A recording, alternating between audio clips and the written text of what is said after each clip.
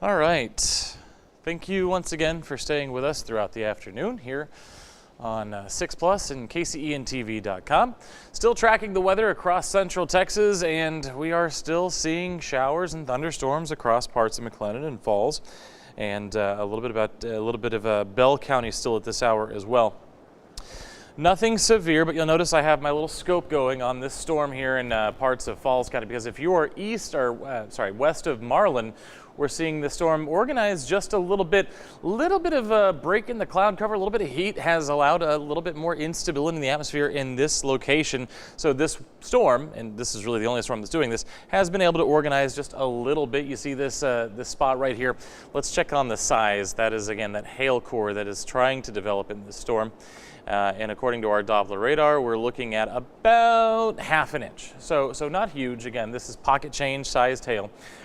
So that's what we're dealing with inside the storm. Pocket change sized hail. Falls County, just to the west, sort of southwest of Marlin. But again, this is moving that direction. So if you're in Marlin, again, expect maybe some very small hail with this storm as it continues to move through. This is below severe levels. A severe level would be 1 inch or greater. That's a quarter. ½ an inch, closer to dime-sized, marble-sized hail, so not large at all, but again enough that you definitely want to be inside. Probably want to be inside anyway. It's been raining almost nonstop all morning long, so that's what we're dealing with as far as the hail. I do want to take a look at the wind. When we talk about organization, what are we talking about? Well, these storms, again, that's going to show you a little bit of wind where I was checking the hail before. That's not the strongest wind. Let's go ahead and check the strongest winds inside this storm. You can see near Marlin. In fact, if you're in Marlin, probably dealing with this potentially. And again, this is way up in the storm. This is 60. It says 65 miles per hour. It's entirely possible that is well up into the storm. So at the surface, potentially 40, 45 mile per hour winds with this storm. So what I'm going to do is I'm going to change my radar location. And this is kind of what you saw us doing on Friday as we were trying to find just the perfect image to show you. Right now, this is displaying the Fort Worth radar, the storm a little bit closer to Killeen, so let's change that there. And so what we're seeing inside this storm, and this is a little bit closer to the actual radar site, so since beams from the radar travel at an angle, the further away from the radar site you are, the higher up in the storm it gets. So we're using our Killeen radar now, so that allows us to be a little bit closer, obviously, since it's right there. So let's zoom in. So what you're seeing here is kind of a muddied image, a little bit, but what we're looking at is there is a little bit of kind of broad upper level rotation, nothing at the surface, nothing tornadic right now. But you can see this where the greens and the reds come together. We were talking about this if you were watching on Friday as we were dealing with the severe weather outbreak there. Again, you get these greens, these reds coming together. Basically, the radar beam is picking up on winds that are either moving towards or away from the radar. And of course, if you see those start to interact, that means in the same area, it's picking up winds that are coming in, and then winds are going out. So that's where we get our rotation signals from. So then this is broad level rotation, nothing tornadic in the upper atmosphere right now. But again, if this is able to tighten up and get closer to the surface, that is what then prompts those tornado warnings that we were dealing with all day on Friday. But not expecting that right now. But the other thing that rotational motion does is this. Think about, we talk about figure skaters a lot when we talk about the conservation of momentum principle. Basically, something that's rotating will be able to hold together a little bit longer than something that isn't rotating. So when these storms do kind of start that rotational motion, they're able to grow taller, they're able to live longer, and they're able to produce things like hail and of course those gusty outflow winds. That's where we get, we get those from our supercells a lot. So just because we say rotation does not necessarily mean tornado, but it does mean that these storms are able to hold together. So that's where we're watching here. Again, this storm getting a little bit more organized than anything we've seen in the last couple of hours. So something worth keeping an eye on there as it moves towards the north side of Lot, towards Golinda, and even towards Marlin here over the next several minutes. Let's put it in motion. Because we've been saying all morning long that these storms are traveling southwest and northeast, but that's kind of a broad statement. You can see right here the heaviest part of this storm is moving up, should go through, go by Marlin and kind of graze Golinda and then head on towards Mart. That's kind of the path that this storm is taking. And again, right now, Potentially some gusty winds, 40 to 45 miles per hour, pocket change sized hail, half an inch or smaller. So we're not dealing with anything severe with this storm, but definitely something you don't want to be outside for. Obviously, you don't want to be near any windows or anything like that as this storm comes through. Not necessarily a shelter-in-place, find your safe space sort of situation. However, I always say if there's any hail, even if it's small, you probably don't want to be near your windows for sure. So that is what we're dealing with there. I want to see, it's been a little while since we checked our forecast model. It's entirely possible that it has been updated. Again, these are updated every hour on the hour. And really, no, it's showing the same kind of image. It's still showing some stronger storms potentially as we head through the late evening into the overnight hours for parts of the eastern areas of central Texas before everything kind of starts to clear out as we head towards tomorrow. The good news is, as we head towards the overnight hours tonight, everything will start to clear out. Monday will be much nicer. We'll get a little bit of a break. Might get some showers and thunderstorms towards the end of Monday, but for the most part, Monday should be a little bit of a break before we bring thunderstorm chances back in Tuesday, basically through Friday. And on Friday, we're going to get a cold front that comes through. That'll bring us our best chance for showers and thunderstorms and potentially strong weather. And after that, we talked about it a little bit earlier, is that cold front will come through. It'll help to stabilize us just a little bit and get us out of this very wet, very active pattern we've been in. And by that time, we'll have been in for the better part of 2 weeks. So that's what we're dealing with. This is our other forecast model. Again, one kind of undershoots, one kind of overshoots. This is our graph model. It definitely undershoots. Our HRRR tends to overshoot. So the truth is, it's why I always say, it sounds like I'm hedging my bets when I say the truth is somewhere in the middle, but the truth truly is somewhere in the middle because this model tends to undershoot and the other one tends to overshoot. You can see this picked up on the storms that moved through Bell County that are now moving through Falls and McLennan counties, but it moved it further east and dissipated it very quickly, which obviously is not happening. So you can see that it picked up on the right ideas, but then maybe a little bit more stable atmosphere coming through on this computer simulation than on the other one. So let's go back to radar. I just wanted to give you a quick update on that storm. Obviously, if it turns severe at all, we'll continue to keep an eye on it. And as we zoom in towards the west side of Marlin, you can see it's getting stronger in that core. So let's double check the hail on that again. There's the wind. You can still kind of see some of that broad level rotation. But as we look at the hail, well,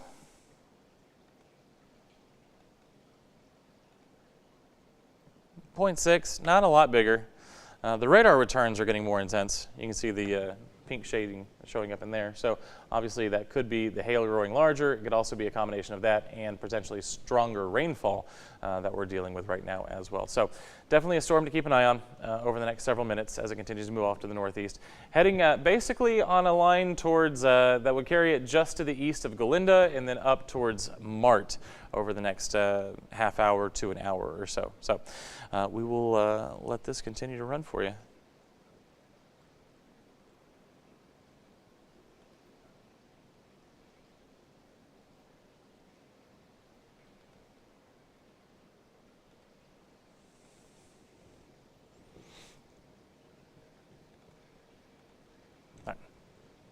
And again, thank you for staying with us on our live stream on all of our digital platforms.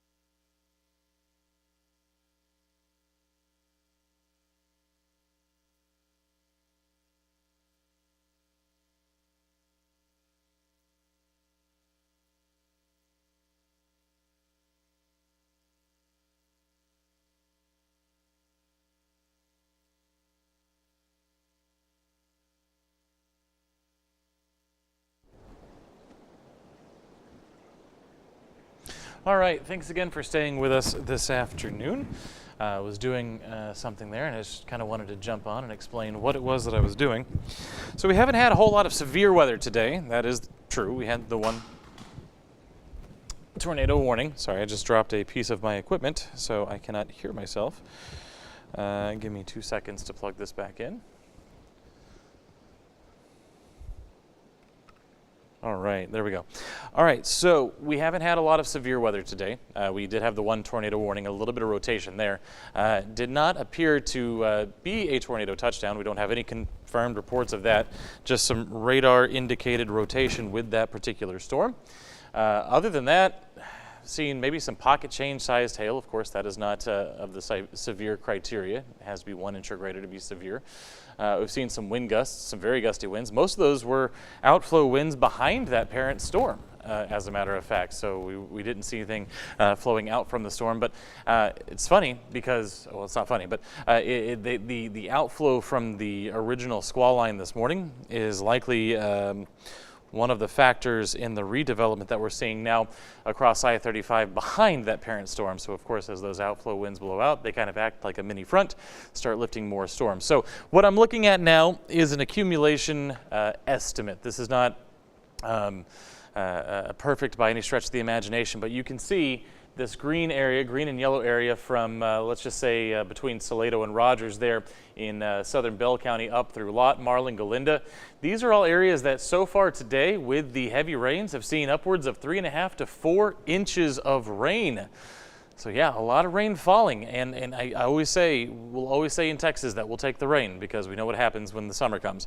But then I always like to follow that up with, would rather not get it all in one day, and that's kind of been the case. We had a weekend where we got over 7 inches of rain, and today looking at another 3.5 to 4 inches potentially. Again, this is an estimate, it's not perfect, but it gives us an idea based on radar indications how much rain has fallen across the area. So a lot of rain.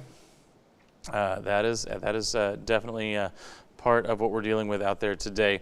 Let me jump back over here to my other computer because I can't seem to get this one to do what I want it to do. So I'm going to come over here. And what I want to do is I want to take this back to radar mode so we can see what the live radar looks like.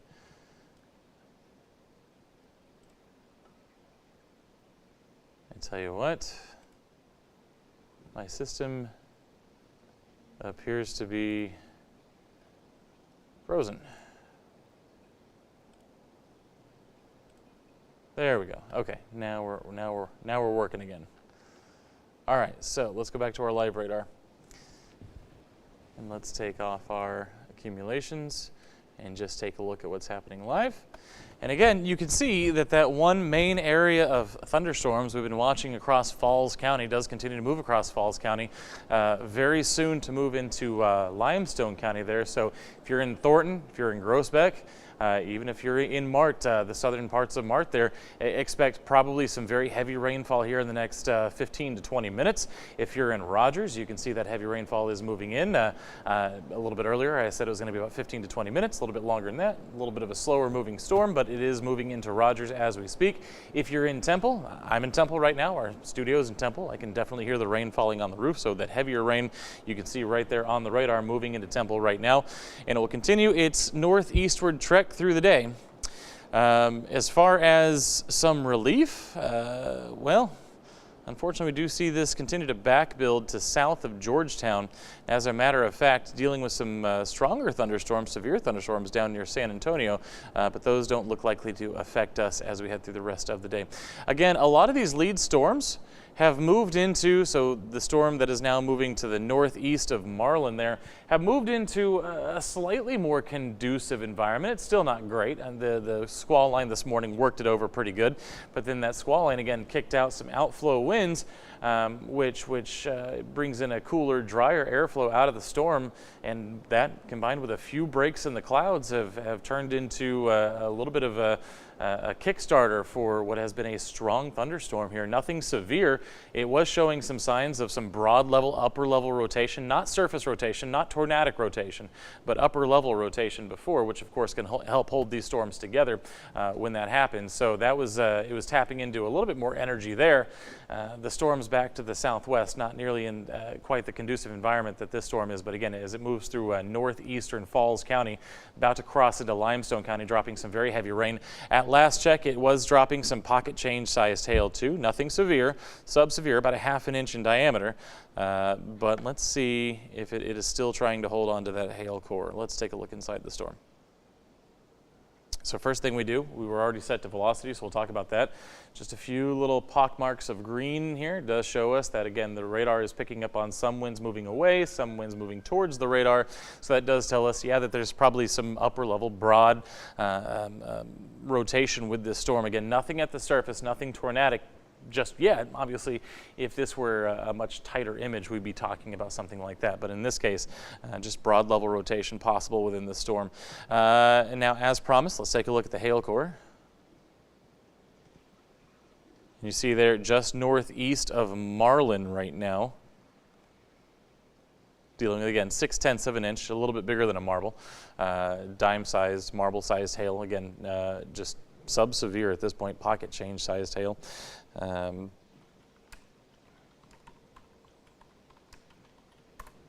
But that, again, continues to move off to the northeast. In fact, let's put a tracker on it. Well, let's put it in motion first. You can kind of see what's happening with that hail core. Moved right through the north side of Marlin. Again, pocket change sized hail, now on its way towards Thornton and Groesbeck.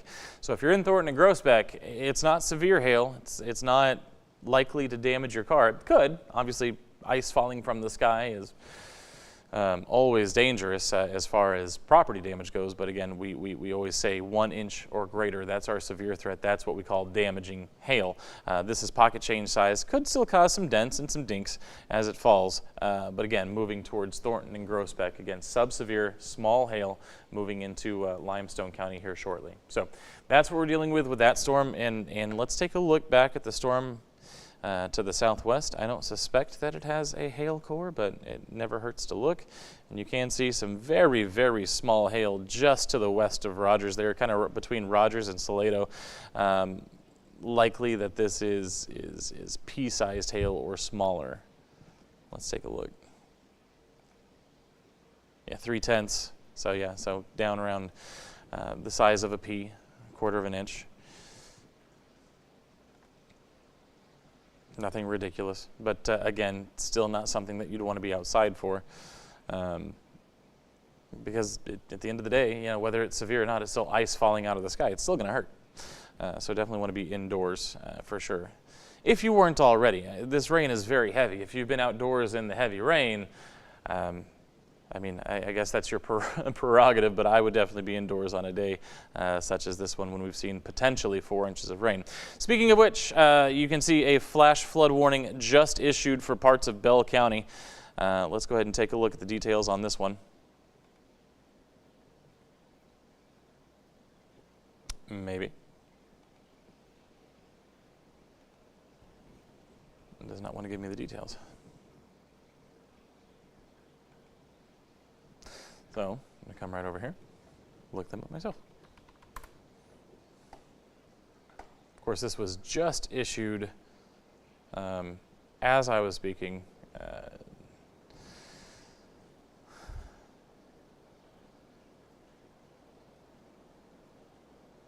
Hasn't even been updated on the National Weather Service website yet.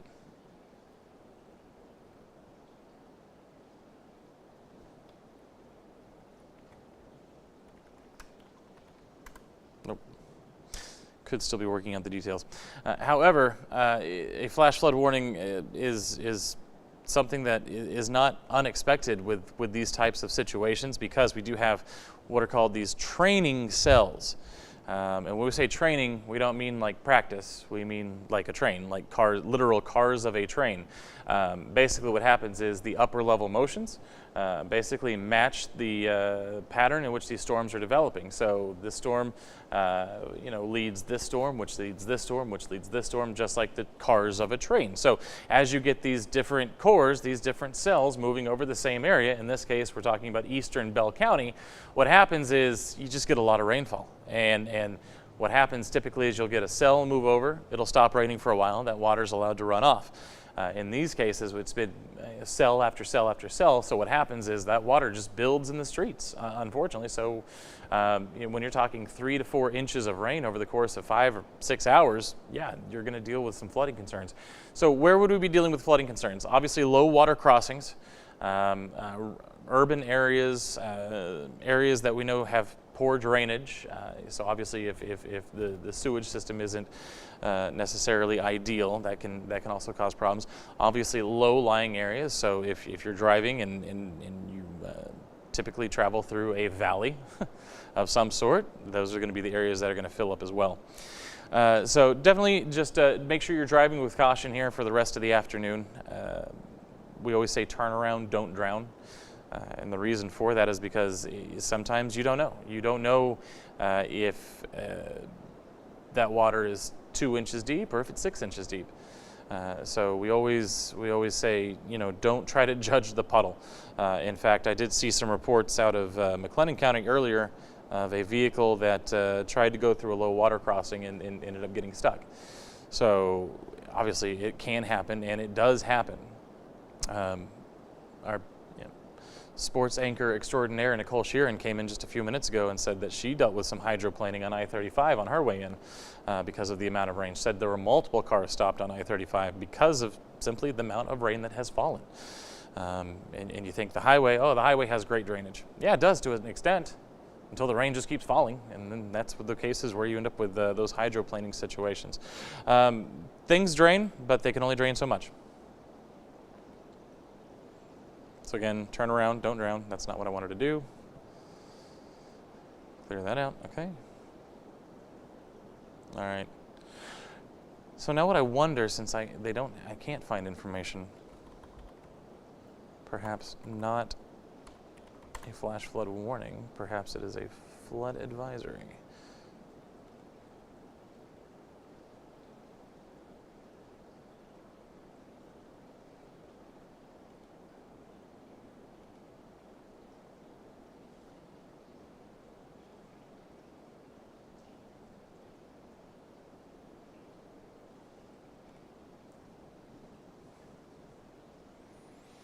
There are a lot of different flood products that can be issued by the National Weather Service. Whether it's a flood watch, which a flood watch is just like any other watch. It means the conditions are appropriate. Doesn't mean it's happening. It means it could happen.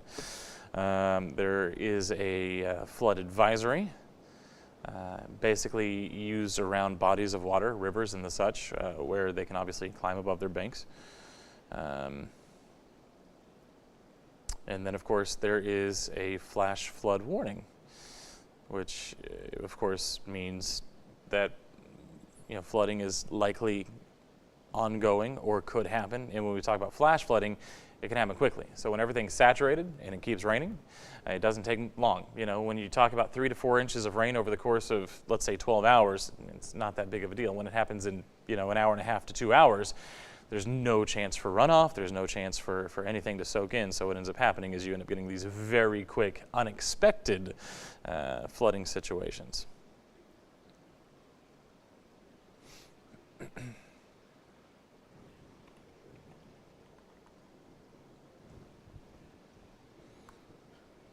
I am finding, unfortunately, next to no information on what is happening in Bell County right now. Again, my guess is it's a flash flood warning. In fact, I know it's a flash flood warning. I just can't find information on it.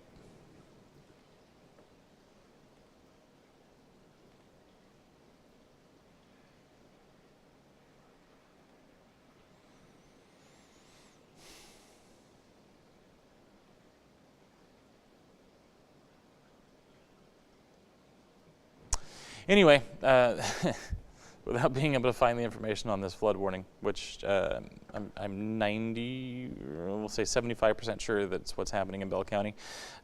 Just know that there has been a lot of rain. There we go.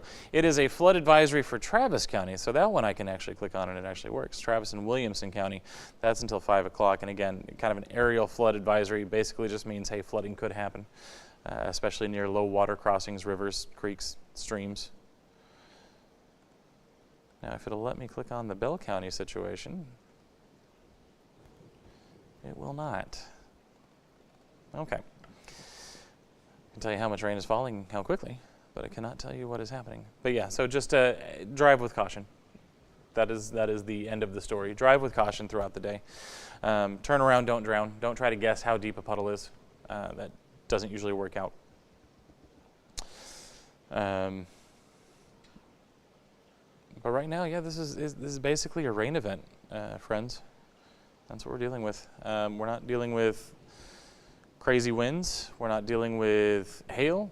A little bit of hail there in Falls County, pocket change sized hail, but we're not dealing with severe hail. A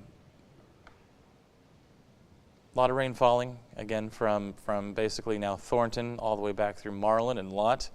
Bell County seeing another round of fairly heavy rainfall.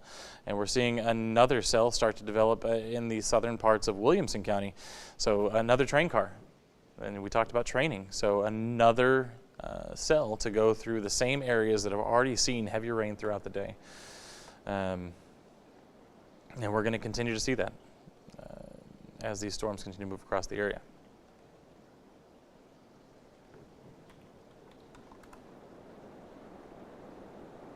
As a matter of fact, in our downtown Temple studio, I just heard the rain pick up intensely on our concrete roof. So definitely seeing that heavy rain move into parts of downtown Temple now as well.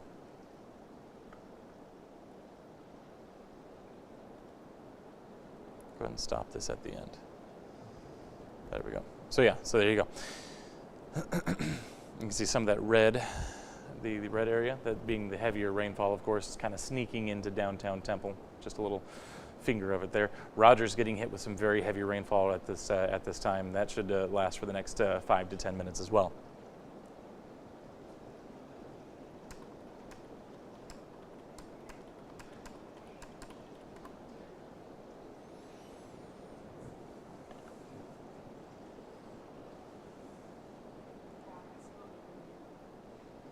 All right, so we were talking earlier, again, flood warnings and flood advisories being issued across the area. Just a little bit of information for you. It takes exactly 12 inches of water, so about a foot of water can carry away a car. Less than that can kind of move you around, and obviously you can hydroplane, but a foot of water, which can happen when you see these rainfall rates over these time periods, that will move your vehicle. If you're driving a big truck, again, 2 feet.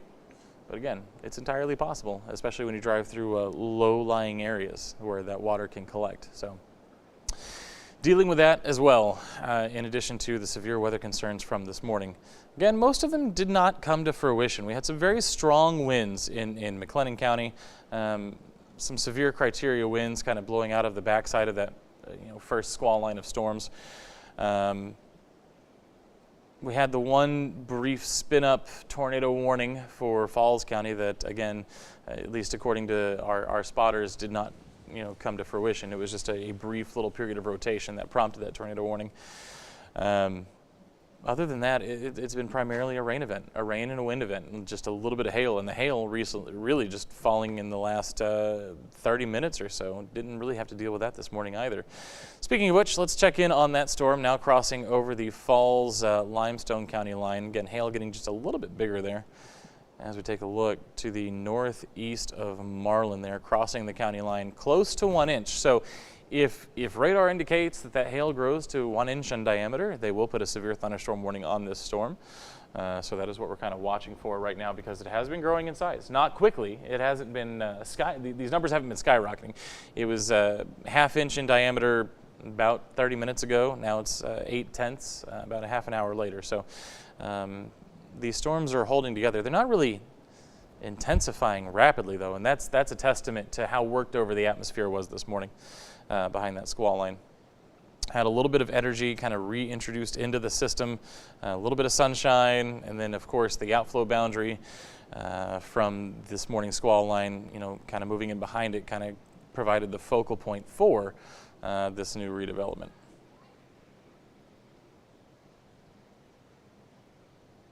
Again, as we look to the south, this storm has been back building for a while now. Obviously, the big cell now crossing into Limestone County. We started tracking it when it was dropping heavy rain over Bell County. So that's, we're talking About 45 miles it's held together since we've been watching it. And then since then, of course, that second cell, which is now moving through parts of Bell County, Rogers over to Temple. And then behind that, we have this newest cell that is developed. So again, we're going to see how far this is going to back build. You know, it's possible this could be the end of the line. It's also entirely possible that we could see more redevelopment down towards Austin move into the area over the next couple of hours. Still seeing the severe thunder, well, not seeing the severe thunder. They've allowed the severe thunderstorm warning for San Antonio, the San Antonio area to expire, but again, still dealing with a flood advisory there. I do want you to notice here the two warnings that we're currently sitting with, the one for Williamson County, the one for Bell County. They're a slightly different shade of green. That is because the situation for Williamson County, that is going to be a flood advisory, where this shading, again, we've been having trouble getting information on this, but it looks to be a flash flood warning. So.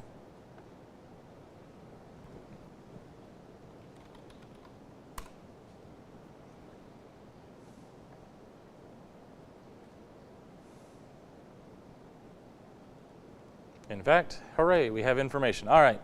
National Weather Service in Fort Worth issued a flash flood warning for Bell County in central Texas until 4 p.m.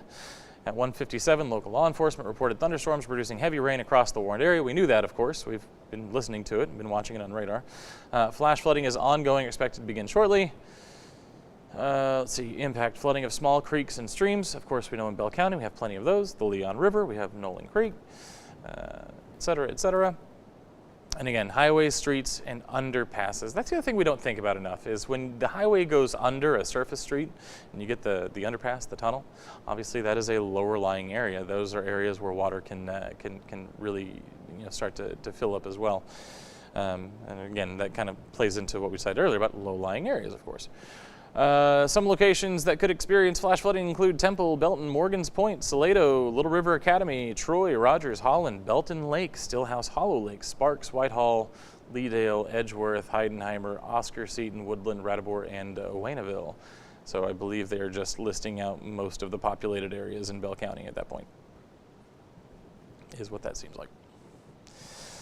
All right, again, taking a wider look, this is the edge of it.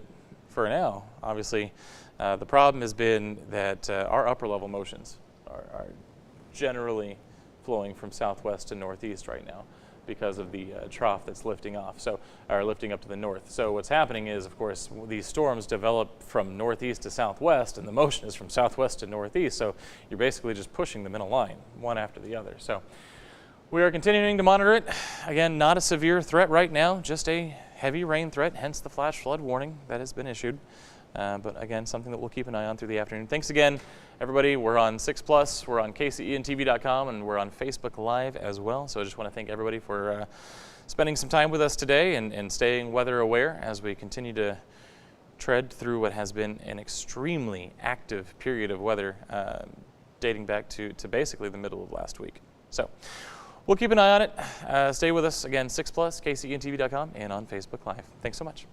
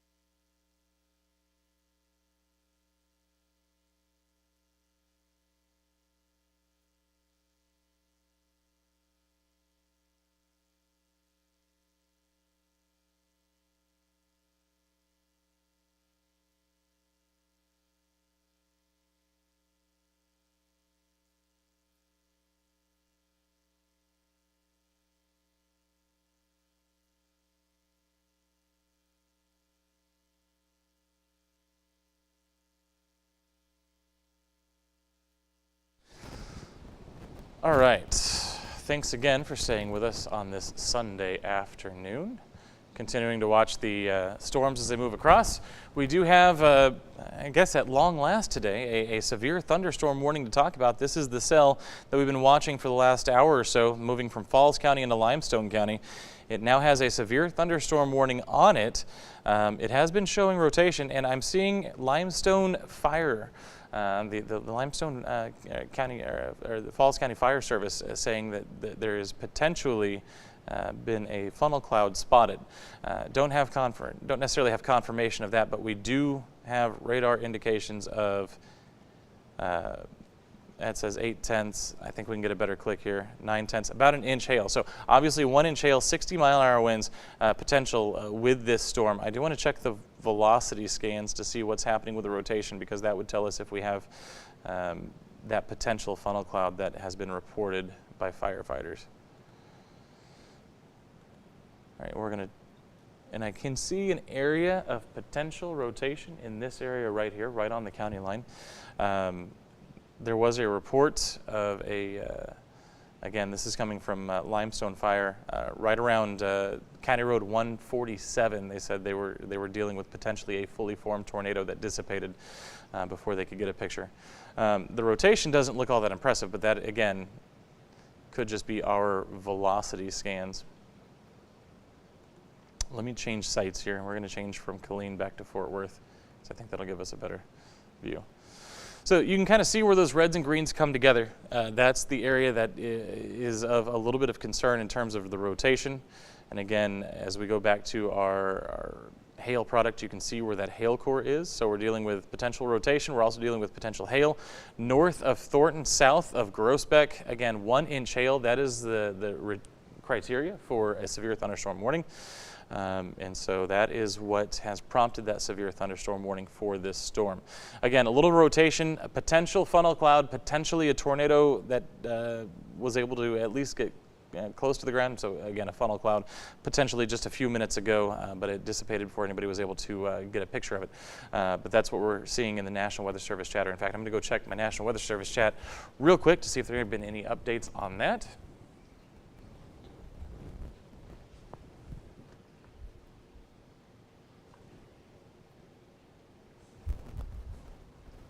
Okay, so we're looking.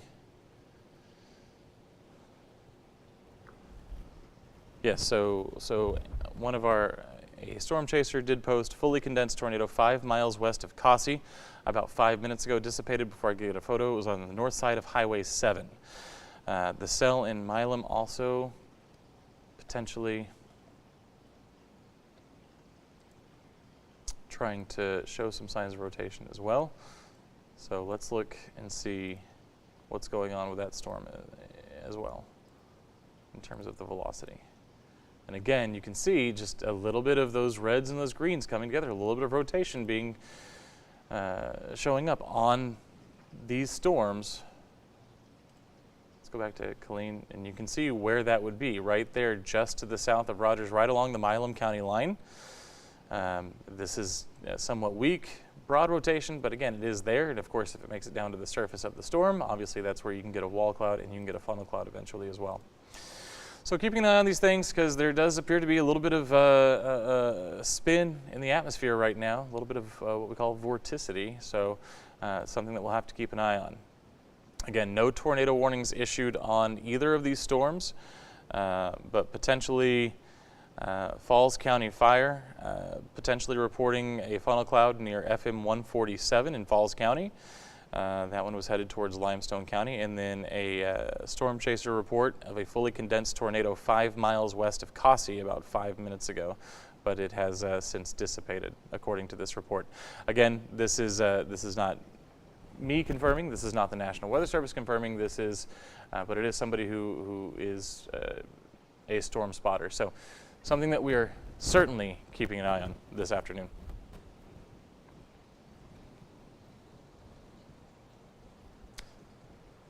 In fact, hey, can you hear me in the back, Rob? Are you still back there? So I'm talking to our production staff. So I know we're running an IndyCar race right now. Do those have brakes ever? Okay. I'm telling you right now, I'm going to take heat for this. Just a little inside information for those at home.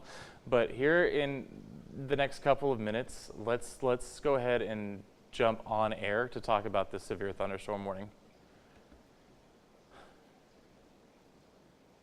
And I can't really see our TV monitor too well from here. Is it late in the race, middle of the race? Okay. Okay. Okay. For those of you at home, obviously I am not a huge race fan. I tend to lean more towards baseball myself. And again, I'm doing my best not to interrupt normal programming. If I can avoid it at all, I definitely will. However, if this storm is still indicating a hail core, I definitely want to jump on air, at least let people know that we are live streaming at the very least.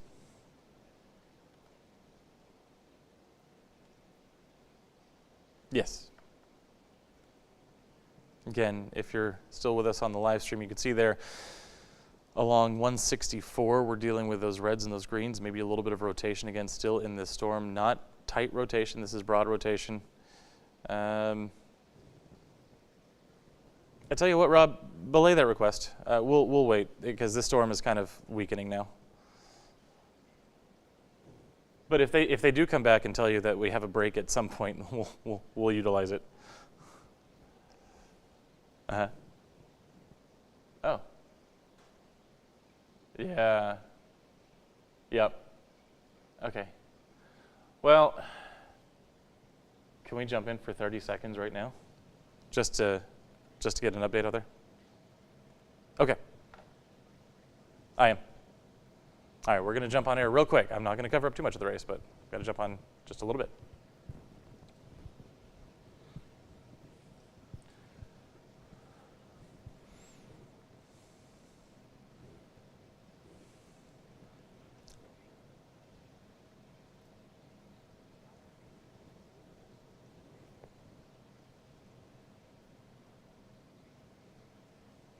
Good afternoon, everybody. Chief Meteorologist Matt Farrell here with you on a Sunday afternoon. I do want to apologize for interrupting the race. I'm going to go as quickly as I can. We are live streaming on 6 Plus, Facebook Live, and of course on KCEandTV.com as well, so I don't want to interrupt the race any more than I have to, obviously, but I do want to talk about the severe thunderstorm warning that is moving through Limestone County right now. It moved in from Falls County.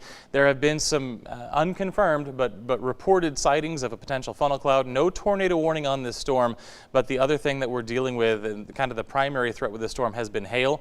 It's diminished right now, but you've seen in the past these things can go down and they can definitely go back up again. Right now, 6/10, half-inch hail falling out of this storm. But my primary reason for wanting to jump on TV real quick is just to let you know we are live streaming on 6 Plus, KCEandTV.com, and on Facebook Live. For now, let's get you back to the race.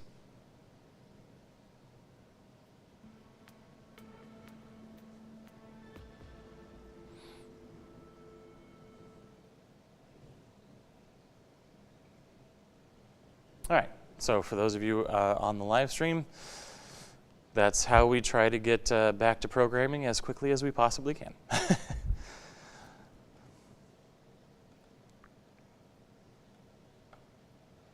Also showing a little bit of a hail just to the east of Marlin right now as well. So a couple of areas within the storm that are trying to intensify a little bit.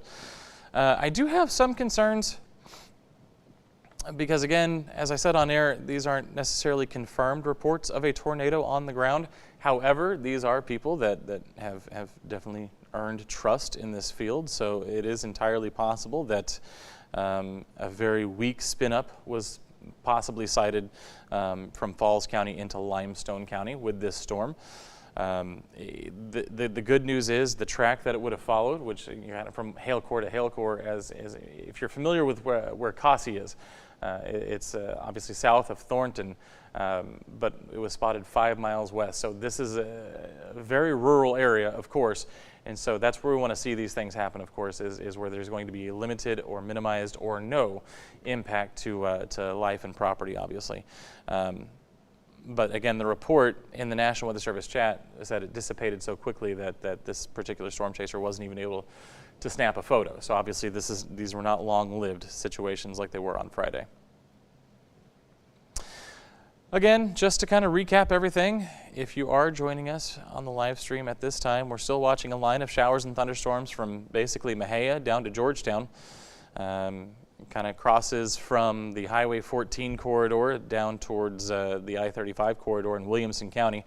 Right now, I'm not hearing the rain anymore in Temple. You can see the rain has cleared up on radar for the most part. Some light rain still falling in Temple, but Temple dry for the most part. Again, some light sprinkles. Waco dry right now. Lorena on the drier side. Everything is kind of starting to shift a little bit to the east. So what happens is our upper level pattern has that trough. The trough itself, the winds inside are flowing from southwest to northeast.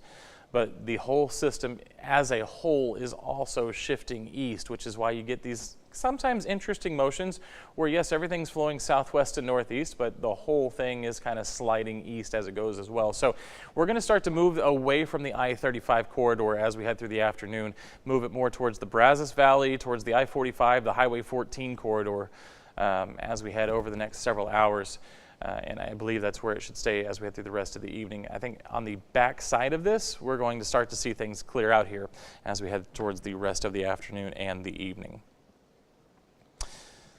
Let's take a look at our forecast model again. Again, I have it on our HRRR model, which updates every hour on the hour. Still very heavy-handed for that 1 o'clock reading. We're now closer to 2:30.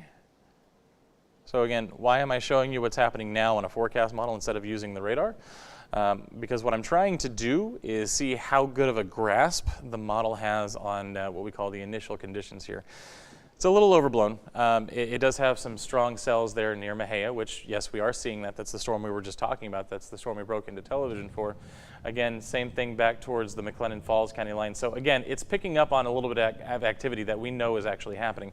And then, of course, it takes that string of showers and thunderstorms back towards Georgetown at this hour. So again, pretty solid information there on the initial scan. Again, it's a little heavy-handed as you go up towards Navarro County. But let's put this in motion.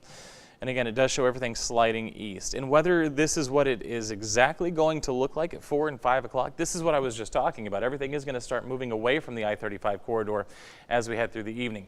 The problem is, as it moves towards, say, the Brazos Valley, towards the I-45 corridor, what's going to happen is it's going to run into relatively undisturbed air. I mean, we had a couple of stronger thunderstorms move through Robertson County earlier this late morning or so.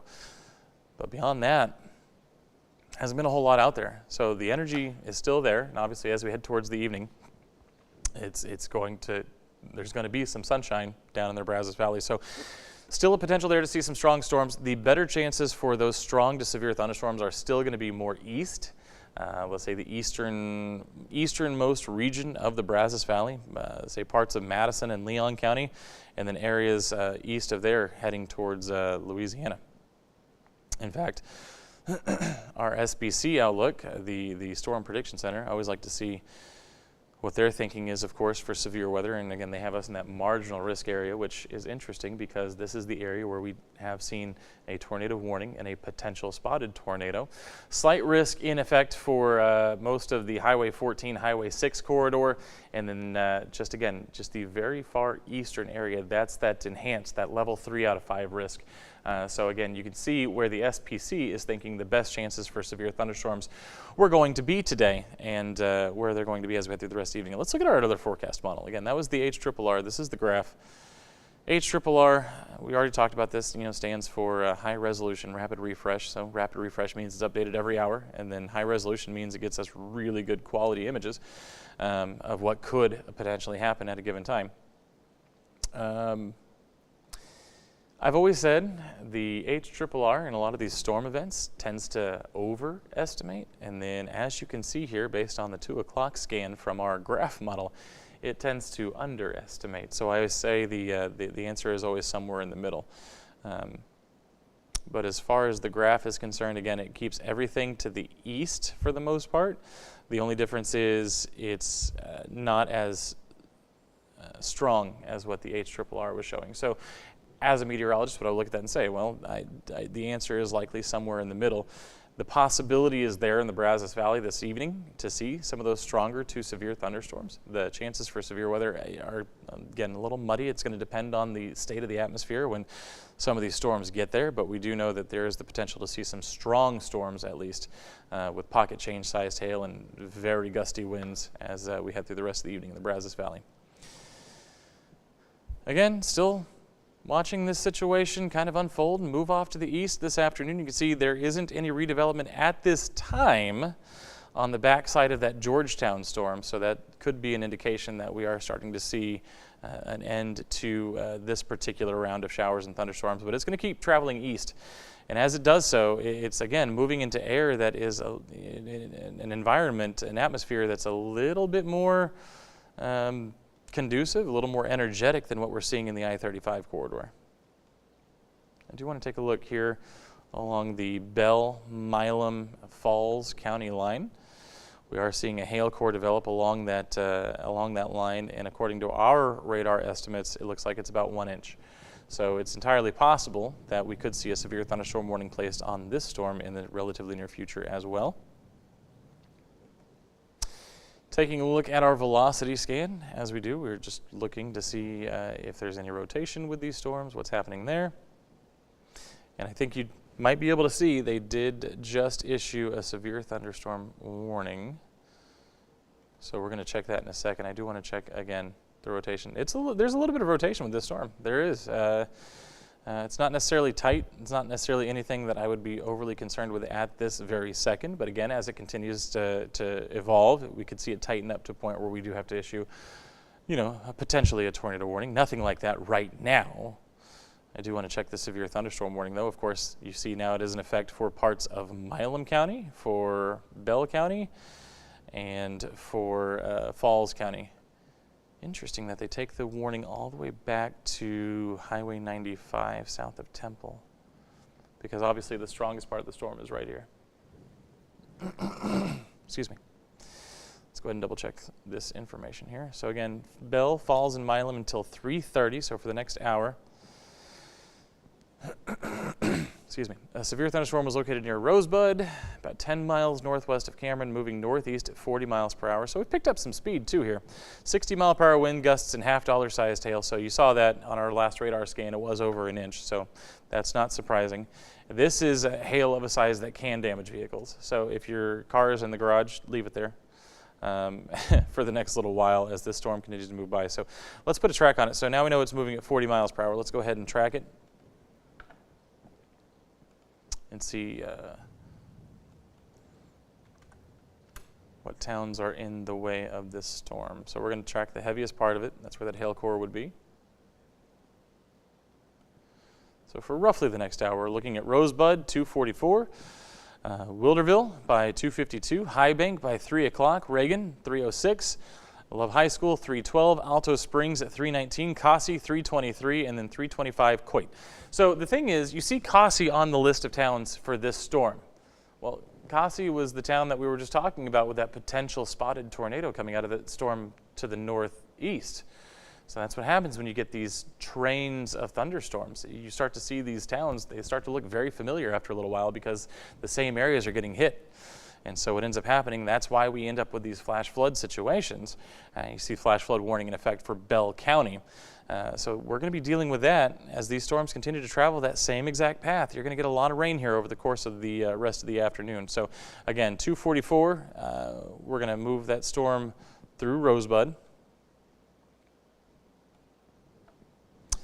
Wilderville, 251, slightly different towns here because I moved the scope just a little bit to give you a little bit more coverage. Reagan, 305, Bremond, 311, Alto Springs, again, 317, Cossie, 321. So those are kind of the same there. But again, I was able to get Bremond on this list as well. So good coverage there of Limestone and Falls and Robertson County.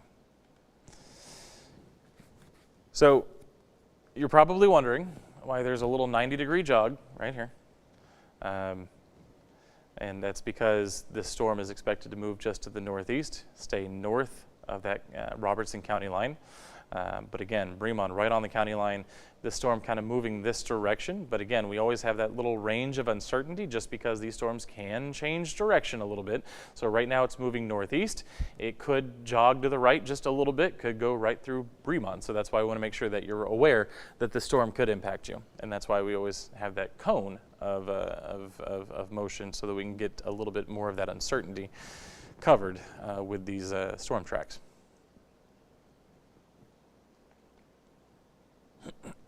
Excuse me. And yeah, we're seeing maybe a little bit of redevelopment south of Georgetown, but it's not much.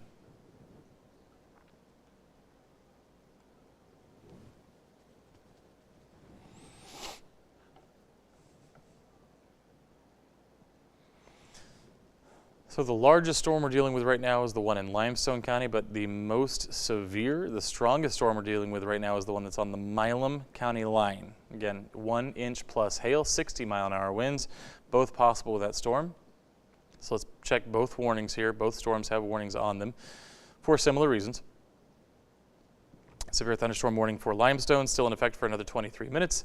And again, 60-mile-per-hour wind gusts, $half-dollar-sized hail. And then we track it back to the southwest. Again, storm near Rosebud. This warning we just looked at is going to be in effect until 3:30, and it covers Bell, Falls, and Milam counties. For the most part, this warning is going to be for that storm you saw. Let me move this real quick. And again, 60-mile-per-hour winds and $half-dollar-sized hail. Same threats as the storm in front of it, but a little bit stronger, I think, this storm is than the other one. Now, this warning includes parts of Bell County, and that's likely just because of when it was issued. But the storm in question really is going to be the one with this core just to the southwest of Rosebud. Now, we can check behind that core and see what's happening with the storm that's traveling right over Highway 190. And again, you see all this broad level rotation. There's nothing yet that would prompt any sort of tornado warning. Wouldn't make us think that there is a tornado imminent, but there is enough rotation in these storms to definitely hold them together and give them life for a good long time. Again, if we were dealing with some tighter rotation, it would be in that area, but again, not enough to warrant the idea that there is imminent tornadic activity with this storm. Again, the primary concern is going to be the hail and the straight line winds, 60+ mile per hour.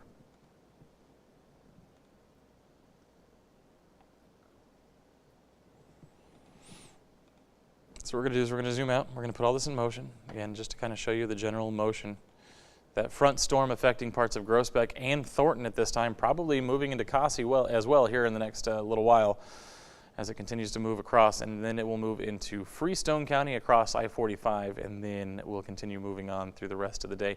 And that, again, we talked about it earlier, that's where the biggest threat of severe weather is for today. So you can see we're dealing with a couple of severe thunderstorms, but these storms could even grow past that as well as they continue to head east across I-45.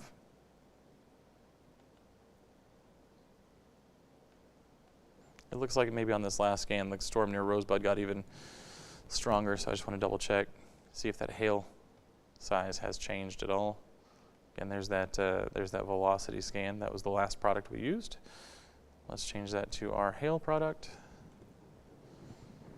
And again, you see some darker blues developing in the middle of this storm, right there, kind of in the Tri-County area. So let's double check on that. Yeah, 1.3, getting close to 1.5. So yeah, $half-dollar-sized hail possible with this storm. Quarters to $half. Oddly enough, that's not what we would call pocket change-sized hail. That's more dimes and pennies and nickels. They don't do quite as much damage. Once you get to quarter size, you get that 1-inch diameter. That's when we start to talk about severe criteria hail. That's the damaging hail, of course. This is about to move over 77. Possibly through Rosebud, in fact, very likely through Rosebud. So if you're in Rosebud right now, obviously be indoors. These are very large hailstones possible with this storm. If you have business either on 53 or on 77, maybe delay that a little while. Let this storm get past you. It's moving at about 40 miles per hour, so it's moving pretty quickly. Once this storm is passed, then I would say travel can be resumed. But right now, you definitely don't want to be out in 1-inch plus hailstones. and the 60+ mile per hour winds too. I mean, they can definitely blow you off the road if you're not careful. So a powerful storm there, powerful storm in front of it moving through Limestone County, but you don't see the well-defined cores in that limestone storm anymore, so maybe losing a little bit of energy there. So again, our biggest concern, likely the storm right here in your Rosebud. So gonna let this radar run. I'll be back with any updates as needed.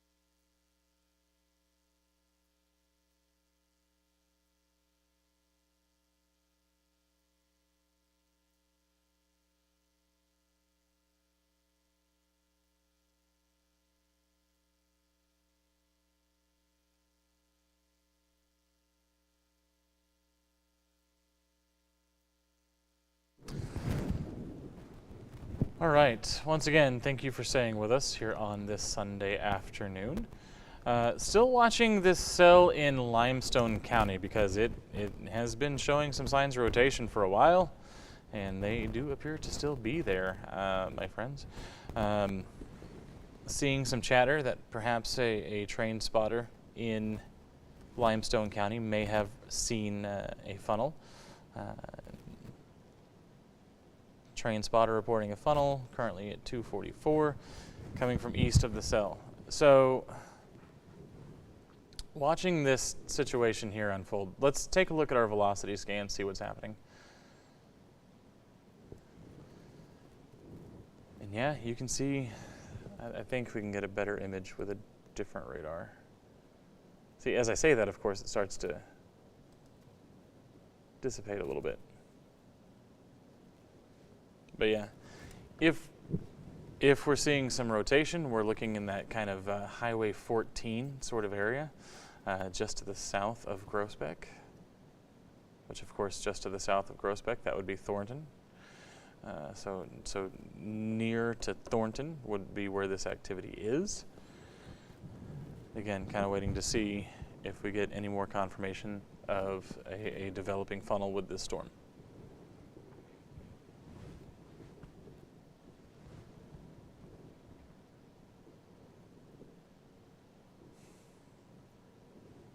Again, thanks for staying with us on the live stream. If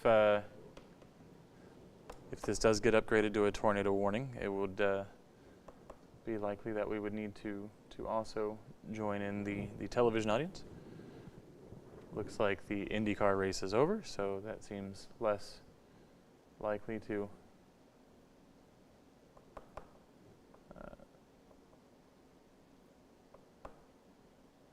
be a bad idea.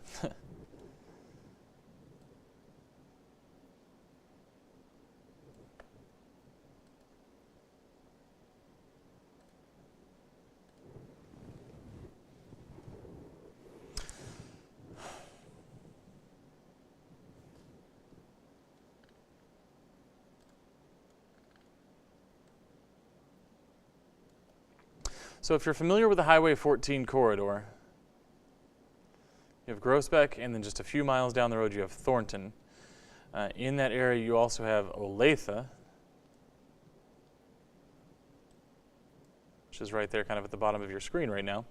And the spotter that gave the report of the funnel cloud says he was looking to the north-northwest, so he would be looking kind of into the area of Thornton, and then now just east of Highway 14, which is where you're seeing the hail core, just south of Groesbeck. And so while we would continue to wait for more confirmation potentially on that, we're going to take a look at the hail again. And this is a severe thunderstorm warning, so that would indicate hail of 1 inch or greater. You can kind of see in the very core of this storm, which is now just past Highway 14, 1.3, possibly as high as 1.5 inch hail with this storm. So very large, damaging hail. Obviously don't want to be outside. Obviously if your car is parked in the garage, it should definitely stay there for at least the time being if you're in these areas, Groesbeck down to Thornton and then east of there. The storm in Rosebud looking a little less impressive, but still strong nonetheless. In fact, if you're in Rosebud, it looks like that hail core is imminent to affect you. We said about 5 to 10 minutes ago that you want to make sure that you are indoors because this is very large hail, coming down at about 1.2 inches. Again, $half sized hail possible with this storm, and this is tracking right towards Rosebud. So if you're in Rosebud, you certainly want to be indoors right now because this hail is moving into town. Also, we have the other aspect is 60-mile-an-hour straight line winds. Something that we're keeping an eye on as well. And then we do want to double check on some of the rotation that's been spotted with some of these storms. So let's do that real quick. And yeah, you can see some rotation developing right there along the county line where those greens and reds are coming together. So an area of potential concern. Nothing tornadic yet. Doesn't look like the cleanest velocity scan ever, but again, this, if it continues to tighten up, we could see a situation where it becomes tornadic, so we're going to keep an eye on that for sure.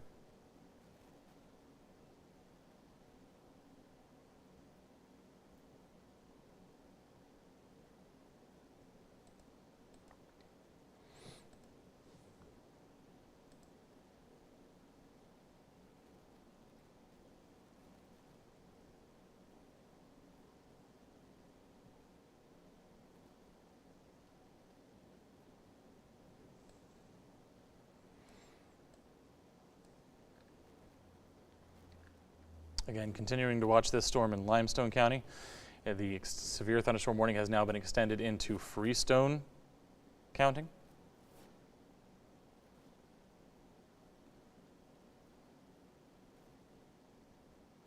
And again, spotter saying that there is a potential funnel cloud 1.5 miles northeast of Thornton, moving northeast. But again, no tornado warning on that yet. Obviously, we need a little more confirmation before we issue one of those. But you can see that the severe thunderstorm warning, in the very least, has been extended to include Freestone County, now expires at 3:45. So that will be ongoing until 3:45.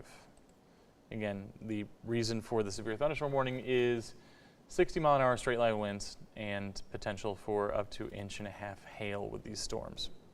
Very large hail. 1.25 inches, it looks like, for the Freestone and Limestone County storm. So 1 1/4 inch hail. Again, severe hail is 1 inch, so anything larger than that is considered severe.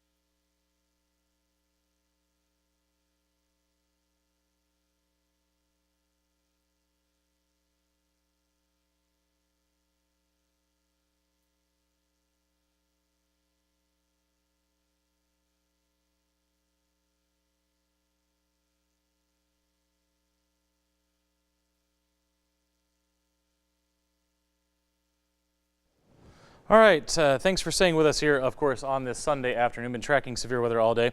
As we're looking at our live radar, you can see that now a tornado warning has been issued for parts of Limestone and Freestone counties. Before I continue, I do need to change mics. My microphone is running out of battery, so as I do that, we're going to leave that up there. This storm is located near Thornton, moving to the northeast right now. Rob, can you hear me in the back? Okay, I'm going to go grab a new mic. Do you have a preference for which one I grab? Okay, I can do that.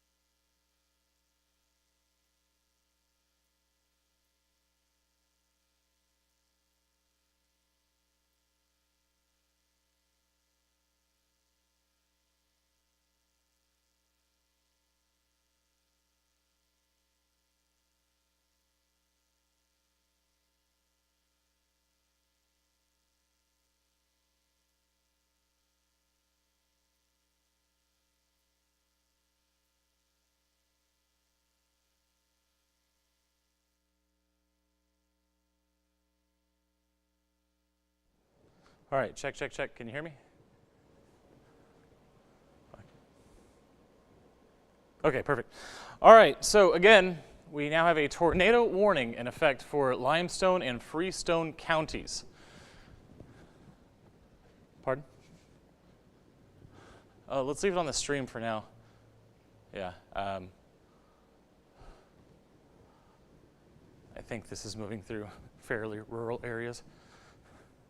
All right, so you can see in our picture here where that red box is moving from Limestone into Freestone County. That is a tornado warning for this storm. We've had several reports of spotters, including firemen and train spotters as well, seeing funnel clouds with this storm. This is until 3:45. This tornado warning is until 3:45. You can see the box that it includes. This storm is moving at about 35 miles per hour, so we're going to go ahead and put a track on that. Okay, it looks like we are in a break, so if we could join on air, that'd be great.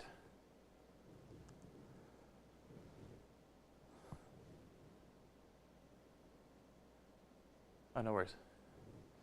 Okay, so I think we're going to cut in on air as well a little bit because this is a situation that does necessitate it. Again, 35 miles per hour northeast, so let's take a look. We're going to put a track on this storm. And if you show up on this list of cities, you need to be in your safe space. Okay?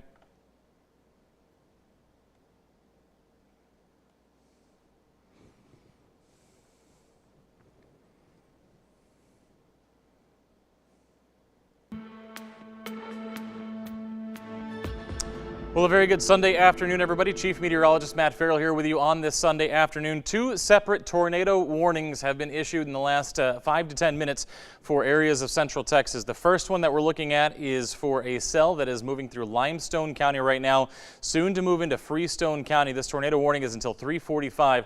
This storm has shown signs of rotation. We've had multiple spotter reports of potential funnel clouds coming out of this storm as well. If you're in the areas of Personville, Fairfield, Palestine, Palestine being a little bit outside of our viewing area, but Personville, Freestone, Fairfield, all of these areas, if you are on this list, you need to be seeking your safe space because this storm, again, has a history of producing funnel clouds, one of which, according to spotter reports, may or may not have actually touched the ground as a tornado. So that's what we're dealing with right now. A lot of rotation in this storm. Again, Personville, Fairfield, Freestone, 311, 320 for Freestone, 341 for Fairfield. That's the direction this storm is headed. That is storm number 1 right now. I want to show you kind of where this rotation is inside this storm. And you can kind of see it's going to be right here. And again, this is very near Thornton, just to the east of Thornton. This is the area of rotation we're talking about. Again, tracking to the northeast right now, dealing with that as we speak. The other tornado warning that we're dealing with is behind that one. Again, these storms are kind of following the same path as each other all day long. We are looking at this storm that is along the Milam and Falls County line as well, near Rosebud. If you're in Rosebud, this has been a hail situation, but now we have potential tornadic situations. In fact, spotters and emergency personnel have reported seeing multiple funnel clouds with this storm, one of which may have touched down in Milam County. So this is what we're dealing with right here, this area of rotation right on the county line just to the south of Rosebud. If there's a tornado, if there's a funnel cloud, that is where it would be. These storms continue to track off to the northeast, just like the one in front of it. Let's double check this real quick. This warning will be in effect until 3:45 as well. And this storm is moving northeast at about 25 miles per hour, so not moving quite as quickly as the storm in front of it. Let's put a track on that at, again, 25 miles per hour. That'll take it towards Bremond here within the next hour or so, but let's make sure we get all the towns located between Rosebud and Bremond on this list. Again, if you're in Rosebud, if you're not already in your safe space, you definitely need to be. Yes, the storm, the rotation appears to be south of town, but again, if you are within the vicinity of this storm, you need to be seeking your safe space right now. That's, again, the lowest floor of your home. That's an interior room, whether that's a closet, pantry, or bathroom, as long as you're away from any exterior walls. You always want to put as many walls between you and the storm as possible. This storm is tracking towards Wilderville, 319, Eloise, 329. And then we're towards Bremond, like I said, here over the next 45 minutes to an hour, Bremond 349, and then Alto Springs by 401. So again, several towns in the path of these potentially tornadic storms. Tornado warnings again in effect until 3:45 for the storm that is near Rosebud, and for the one that is near Thornton as well right now. Let's take a wider look, see what's going on right now across the area. These, of course, are the two storms that we are most concerned with at the moment. As we zoom out, this is what we're dealing with. It's basically these two storms and then bust after that. But again, these two storms, very powerful, been running for the better part of the last couple of hours, have a history of inch-and-a-half hail with some of these storms. Straight line winds of 60 to 65 miles per hour. And of course now we have that tight rotation, which has prompted a tornado warning for both of these storms. Again, if you are in the path of these storms, if you're in Limestone or Freestone County, safe space is where you need to be at this time, because the storm continues to push off to the northeast with this potentially tornadic rotation developing within it. So again, hail core and rotation. So the rotation, the area of rotation we'll be looking for would be likely east of Groesbeck along Highway 164, moving to the northeast towards Fairfield, towards Dew over the next 30 minutes or so. So if you are not already in your safe space and you're in these places, that's where you need to be at this time, because this storm has a history of spotter-reported funnel clouds and potential tornadoes as well. Again, Fallon 319, Teague 338, Fairfield 401, Ward Prairie by 408. That is the path this storm is taking. So if you are in the way of this storm, and if you are also in any towns to the north or south of this cone, again, take shelter immediately, because these storms can change direction. Yes, I can put a cone of uncertainty on here and show you where the storm may be headed, but again, these storms have a history sometimes of changing direction on us, so it's important to make sure that we're in our safe space if we're close to these storms. Again, Limestone, Freestone County with tornado warning number 1. Falls and Milam with tornado warning number 2. This storm near Rosebud did look like it was trying to diminish a little while ago. At this point, though, it is still showing fairly healthy signs of rotation within the storm. And you can see where that is. It's right along the county line. It is just to the south of Rosebud. As a matter of fact, if you're in Rosebud, I told you a little while ago that you need to be in your safe space. That is where we still need to be, because this storm is very close to town. Just crossed Highway 77 just a few minutes ago, continues its trek to the northeast towards Bremond. In fact, as I put this in motion, we're going to get a more exact direction for you. We're going to put another tracker on it so we can see exactly where this storm is headed. So again, it basically is skirting the county line for the most part, maybe a little bit more north of northeast right now, might take it away from the county line. But again, if you're in Bremond, you need to be in your safe space, because this storm is coming right at you. may miss just a little bit to the north of town. It may go through the heart of town, but it will be very close to Bremond here over the next several minutes. Again, Wilderville 314, High Bank 325, Reagan 336, Bremond 345, Alto Springs 356, Cossey 402, Headsville 415, Thornton 420, Davis Prairie 426, and then Olathe 432. And it's interesting that we mentioned Olathe because that was where one of the storm spotters who was on the Freestone storm noticed that rotation in that storm. So this is obviously tracking a very similar path. It's just starting a little bit further to the west. And so as it continues to move on, it's going to go through areas. In fact, if I take our camera just a little bit to the northeast, you can see the track from this storm actually intersects the other tornado warning that we've been talking about. And you see all these towns, Wilderville, very soon coming through Wilderville, High Bank, Reagan, Bremond, Cossey, Headsville, Olathe, Thornton, all these towns in the path of this tornado-warned storm.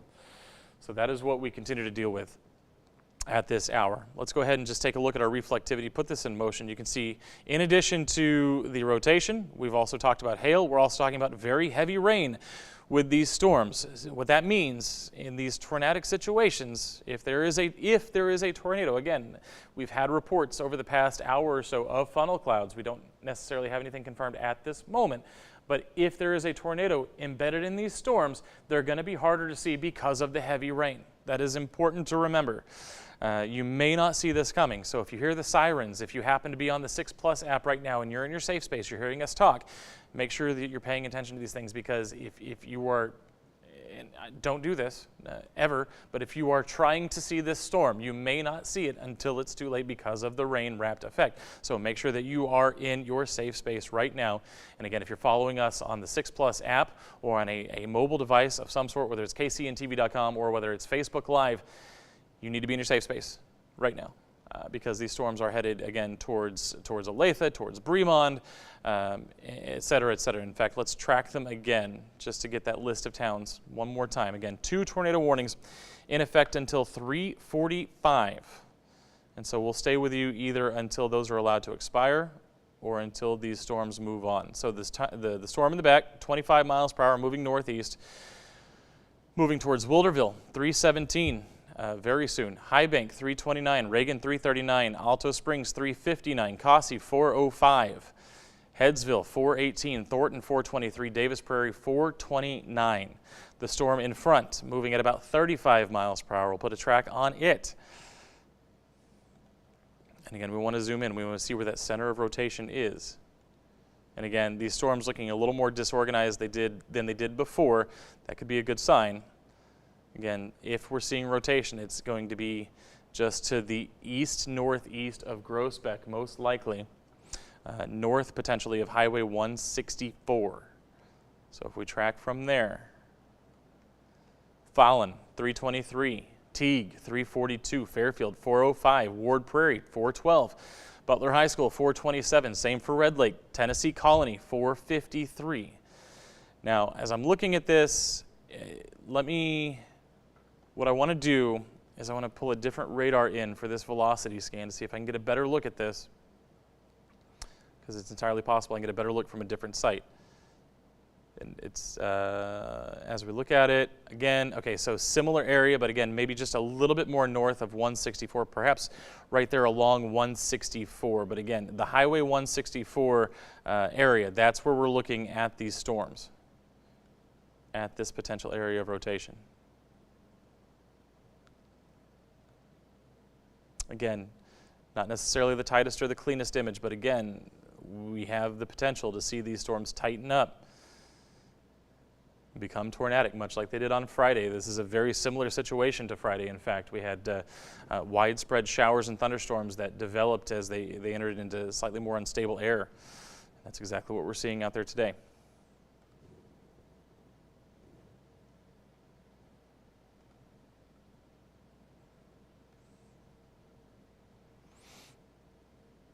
The rear storm appears to have moved past Rosebud at this point. Still dealing with that rotation right along the county line. So I mentioned Bremond a couple of times. You would be directly in the path.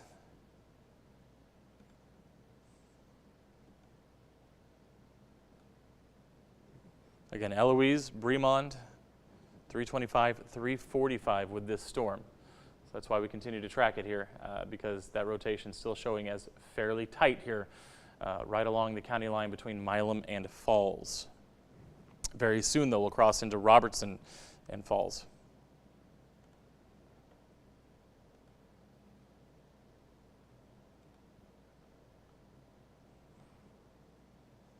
Again, these 2 tornado warnings still in effect until 3:45, another half hour or so.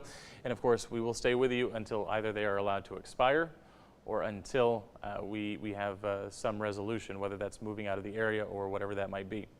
Again, till 3:45, that's what we're looking at. So this entire area has been a hotbed for activity for the better part of the last week. We've had a lot of moisture surging in from the Gulf of Mexico. You can still see those southeast winds right now. That's basically funneling moisture, fuel for these storms to use as they continue to track across central Texas. Of course, we've been with you since basically Friday morning. Got a little bit of a break yesterday, but we had at least 6 reports of tornado touchdowns on Friday that I can report to you from the National Weather Service. We have spotters in the field. The National Weather Service has spotters in the field who potentially have seen some touchdowns with these 2 storms as well, potentially near Groesbeck, potentially back towards Rosebud there as well. So these storms do have a history of at least producing what spotters are reporting as funnel clouds with these storms. They also have a history of producing 1.5 inch hail, or at least 1.25 inch hail, and winds, straight line winds, at 60 to 65 miles per hour. Very powerful storms that continue to track across the area. A little bit interesting, a little bit surprising, given what we dealt with this morning, that squall line of thunderstorms that came through. It did kind of zap us for a little while, but we've had a little bit of time for the atmosphere to kind of regain, and that's exactly what we've seen with these 2 storms. And again, much like Friday, we're dealing with potential tornadic storms. The hail threat, as these storms continue to progress, does diminish. We're dealing primarily with a rotational situation at this point. Again, it's very near Groesbeck, just to the east of Groesbeck, northeast of Groesbeck. And you can kind of see that there as it continues to move along. Likely, again, in this area just to the northeast of Groesbeck, traveling towards the county line right now. We have a couple of areas. Likely, though, it is this area sort of north of 164, east of 14, where, again, you kind of see these reds and these greens come together. That's the area that we are concerned about right now.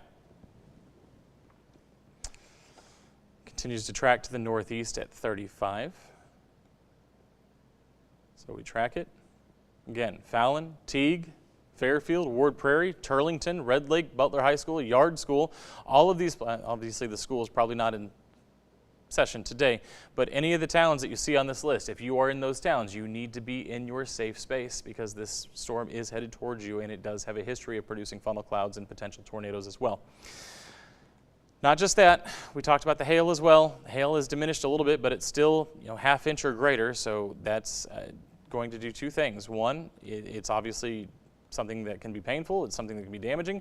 It's also something that can help obscure any views of any sort of tornado that might be associated with these systems. Looking like this storm is trying to potentially make a right turn on us, as these storms sometimes do when they get a little bit stronger. Nope. The area of rotation is still tracking right along the county line, so it's still continuing to move off to the northeast at this hour, again towards Bremond. There's your hail core for this storm, showing very large hail, 1 inch or greater, right along the county line, almost moving into the Tri-County area, moving towards the Brazos River right now. Again, just a little bit to the west of Highway 6. So the storm will cross Highway 6, it will cross Highway 14 as it continues to track towards Bremond. And we are continuing to watch it for you this afternoon. Again, if you are in the path of these storms, definitely be taking cover. And again, it does look like maybe it does want to make a little bit of a right turn on us, but it is still tracking right along the county line. So we're going to keep an eye on that and see what direction it ends up ultimately going.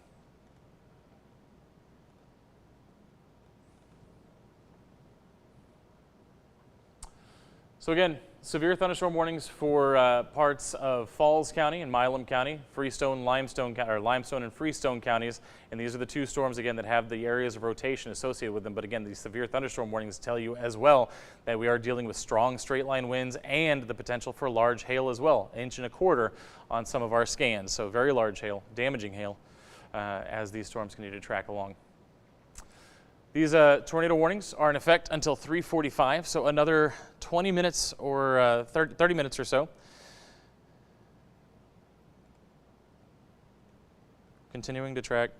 Let me pull up some of the, I'm going to step off for just 2 seconds. We're going to pull up some of the Weather Service chatter so we can get some updates potentially from folks in the field.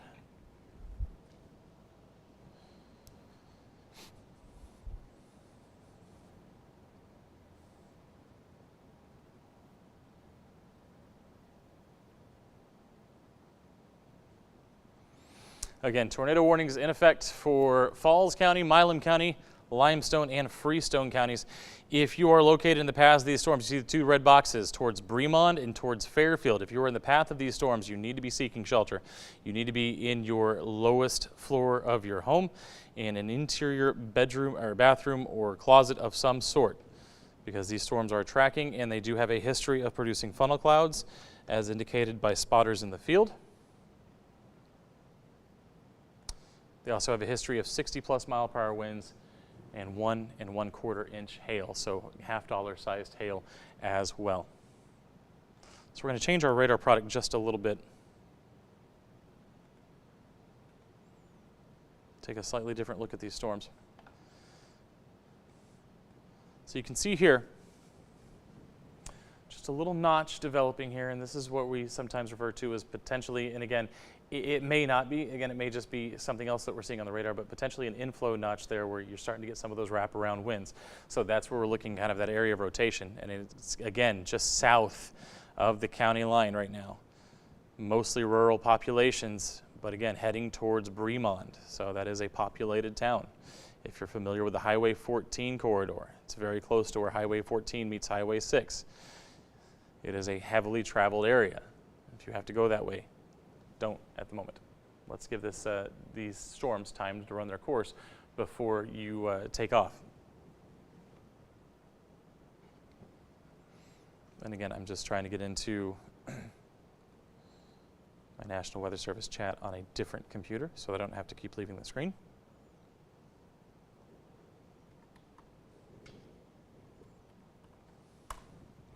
So we can read some of these messages off to you.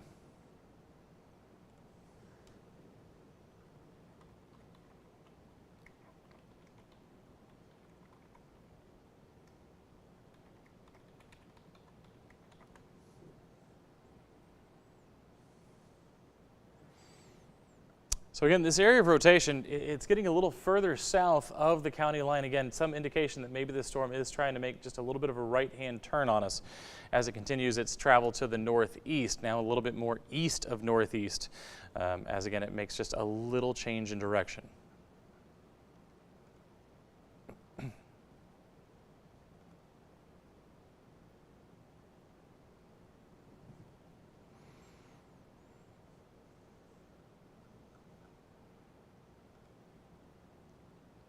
All right, that's loading.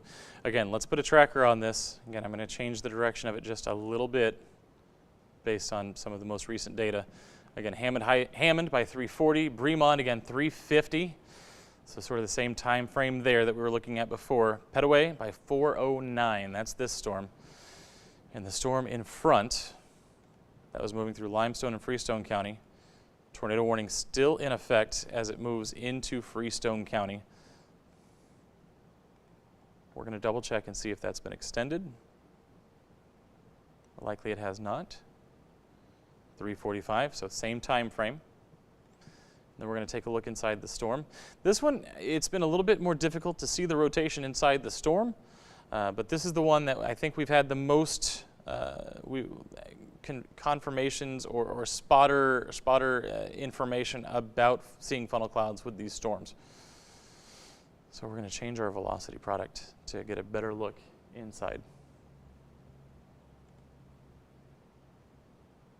And again, it's that same area that we've been looking at, again, where you see these kind of reds and greens come together. This is not as tight as maybe I would expect it to be for these sorts of situations, but this storm very near to crossing over Highway 84, continuing to head off towards Fairfield. This storm has not changed direction on us.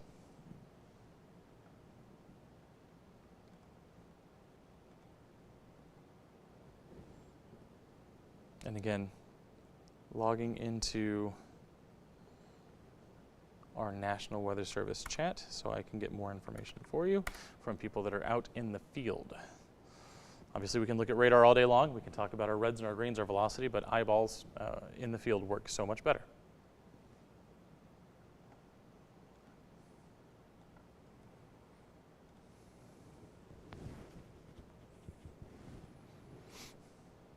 Again, tornado warning in effect until 3:45.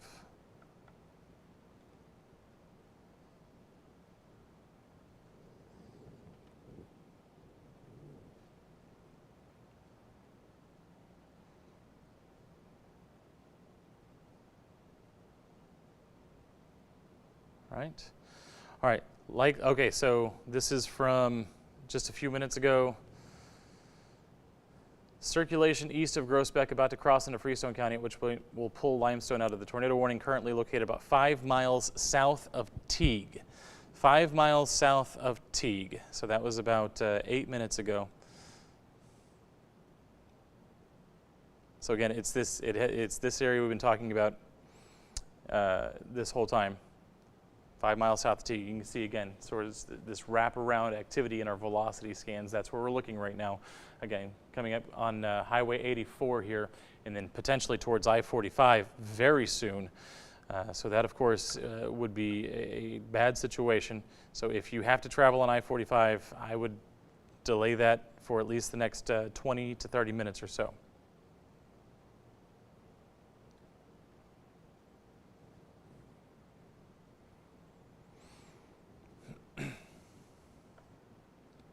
Seeing some pictures coming out of the southwest storm as well.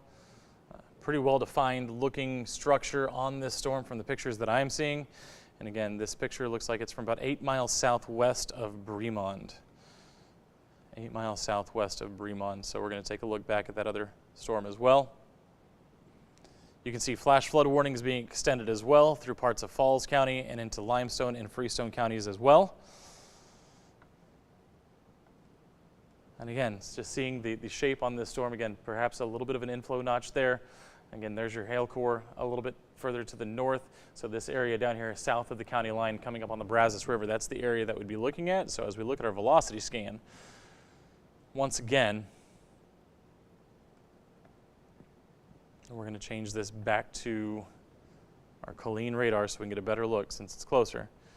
Again, you can kind of see everything kind of coming together right there, right along the Brazos River right now.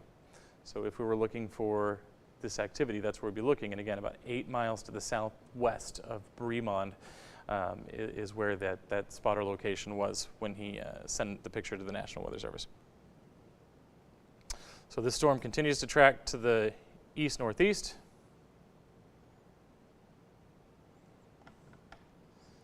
I believe the Freestone tornado warning has been updated as well.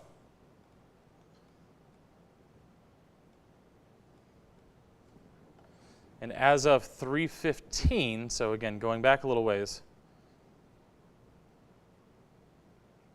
it was likely, the National Weather Service says likely, 2 tornadoes in progress, one east of Groesbeck, another near the Falls, Milam County line. So it's the 2 areas of rotation that we've been looking at this whole time.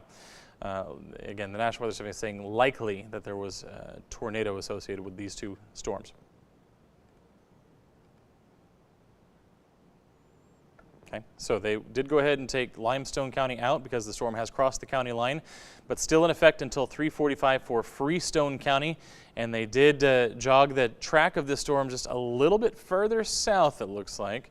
Let's take a look inside. And again, the area of concern crossing over the county line into Freestone County. You can kind of see where the greens and reds come together there, even though this may not be the best radar to use for this particular storm. So we change radar, and you can see it's in that same location, just past the county line. Again, moving towards I-45 right now. So if you need to be on I-45, delay. Be late to wherever you're going, because again, this storm is about to cross I-45. If you're in Fairfield and you're leaving, you could theoretically be driving right into it. So stay where you are right now. This is going to track south of Fairfield between Buffalo and Fairfield on its current track.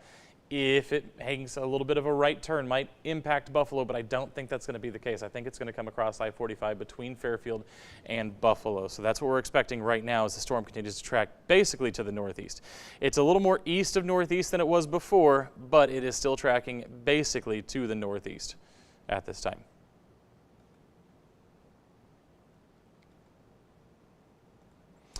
These right now are the only two storms going in the area.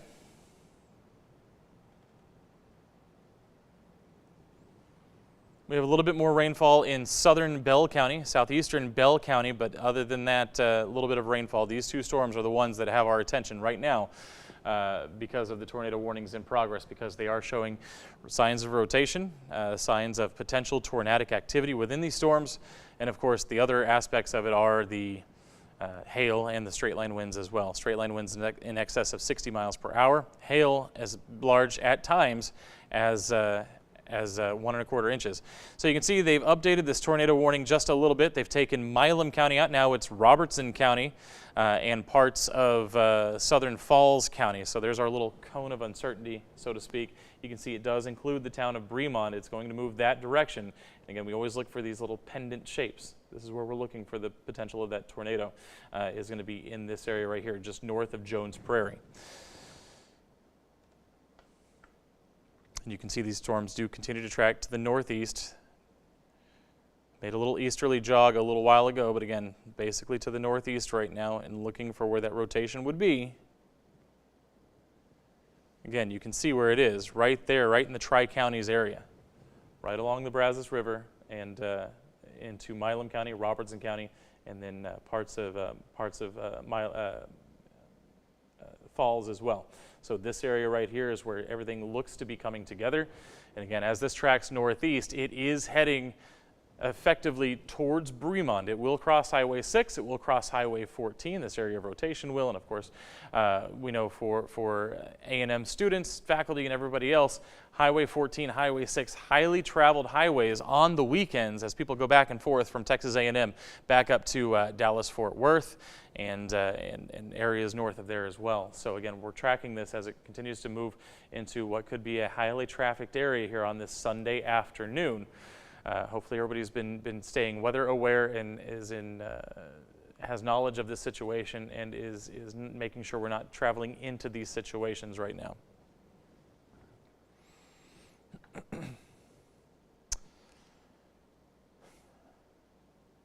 So according to the National Weather Service, we're looking at a third potential cell back to the southwest near Buchholz and Milam County, also beginning to rotate. The good news is it is not going to be in as conducive an environment, but again, it is rotating, so it is something to keep an eye on. According to the National Weather Service, no recent confirmations within the last 10 to 15 minutes, but both circulations do still look capable of producing tornadoes at any time, so it's important that we're aware of that.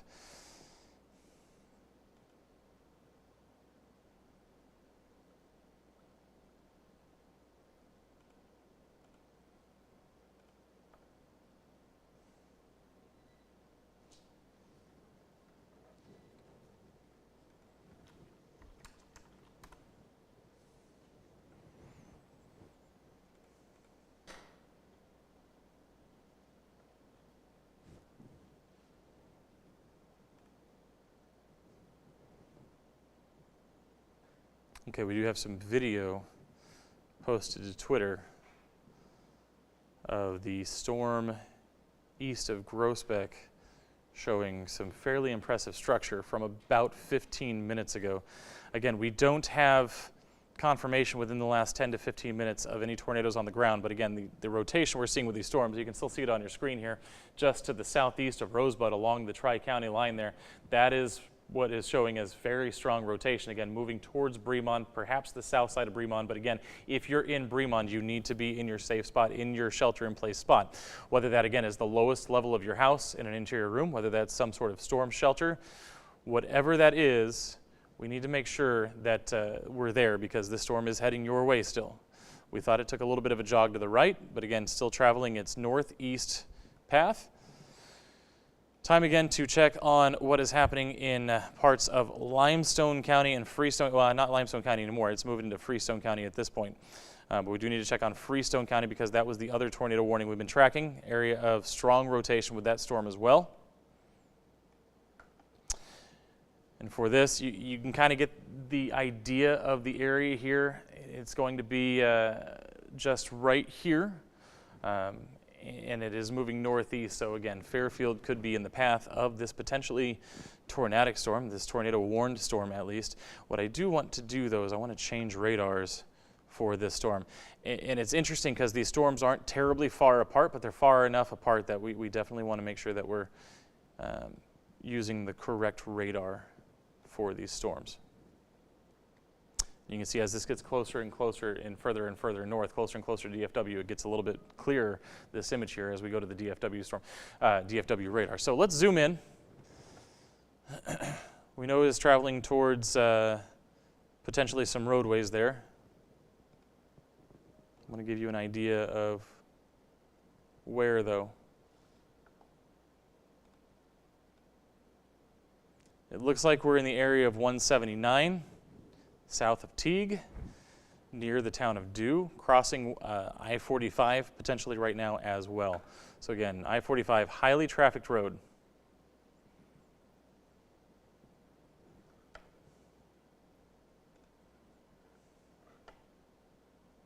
Again, just checking the National Weather Service chat.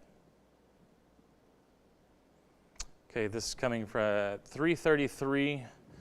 From the Limestone WeatherNet spotter, Randy Denzer reports tornado dissipated approximately 10 minutes ago. Lost track of it as it crossed FM 3371. Their storm spotter did report potentially some tree debris with that particular storm.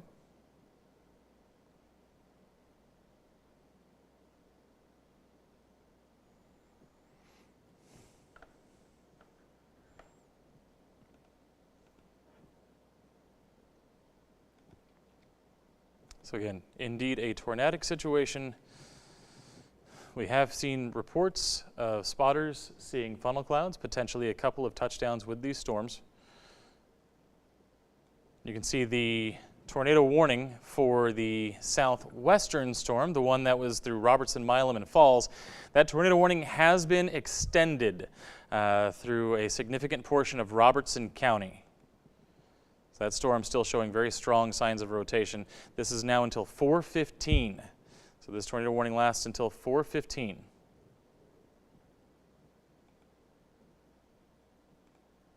And again, we want to take a look at that rotation. You can kind of see this pendant shape. We look for that when we're talking about these situations. And again, we want to make sure we're using the correct radar to give you the best idea possible.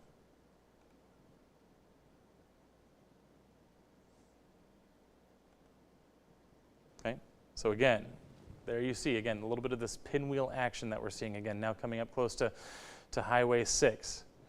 Now with this storm, as it continues to travel to the northeast. So again, getting close to 6.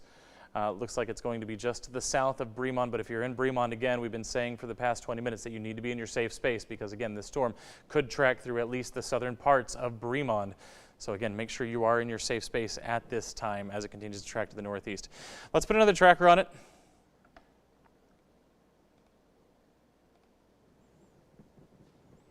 It's traveling to the northeast at about 25 miles per hour. Well, actually moving east, they say now, so it did make that little bit of a jog to the right.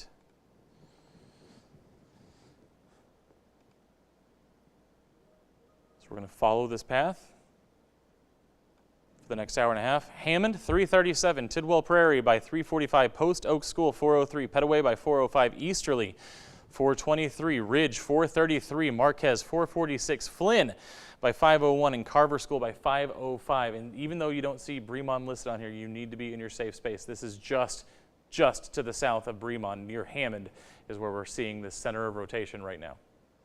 So we need to make sure that we are in our safe space. If you're in southern Falls County, the Robertson County line, we definitely need to be in our safe space there. Looks like they are going to extend the tornado warning as well for Freestone County.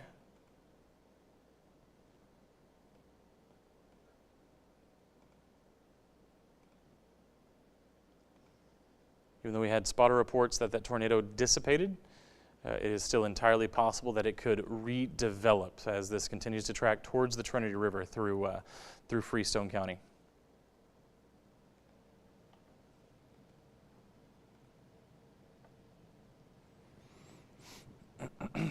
So again, let's take a look inside the storm.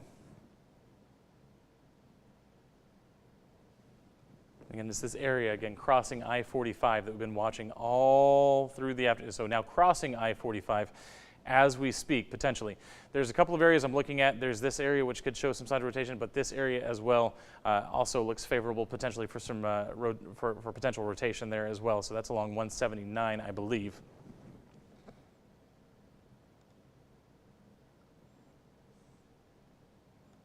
Or 84, yeah, 179 where it meets up with 84.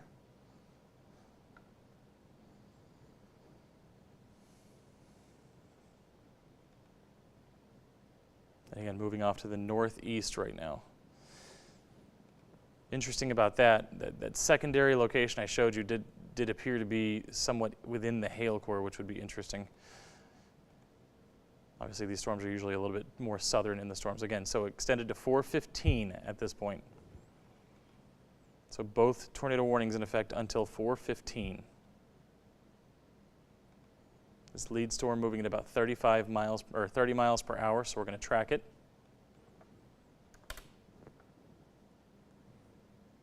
Again, it appears to be in this general region right here.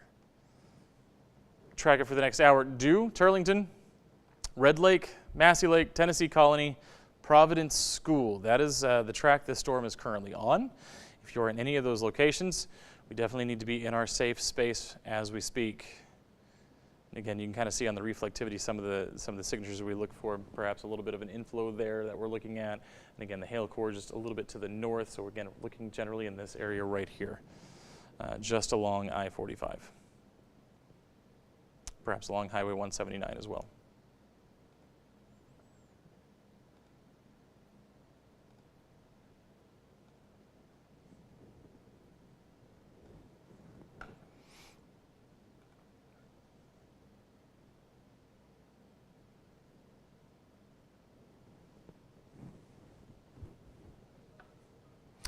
All right, storm spotter reporting 6 miles southwest of Bremond on Highway 6.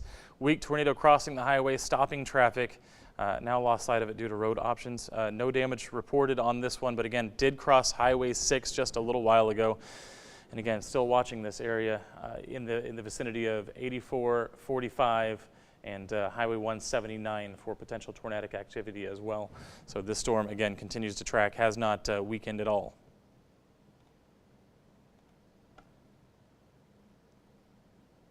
And again, these tornado warnings in effect until 4:15, so another 35 minutes or so.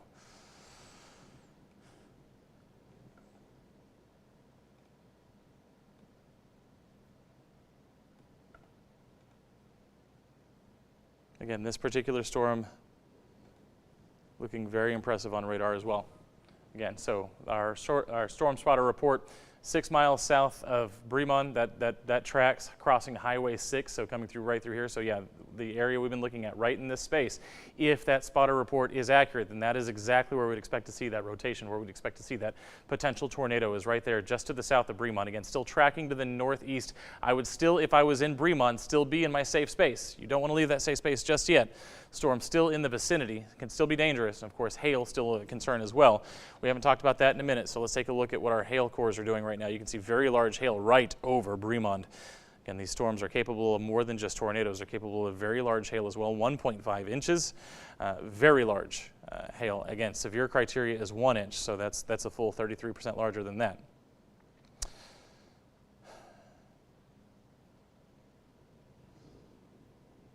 All All right, so yeah, so we are still looking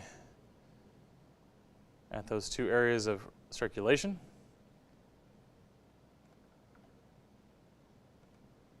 One there just crossing Highway 6 potentially, and the other one up here just to the southeast of Teague. Again, so in the vicinity of I-45 right now.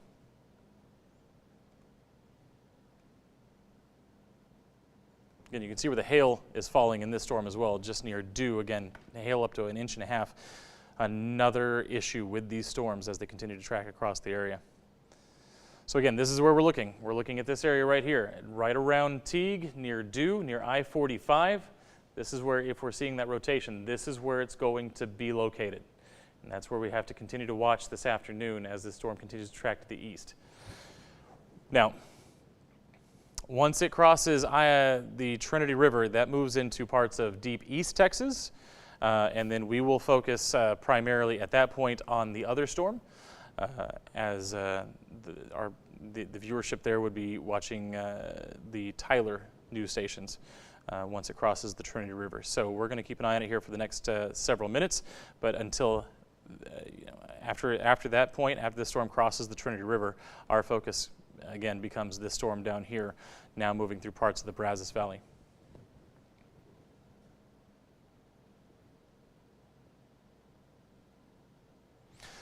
I appear to be, okay, there we go. Couldn't hear myself for a second.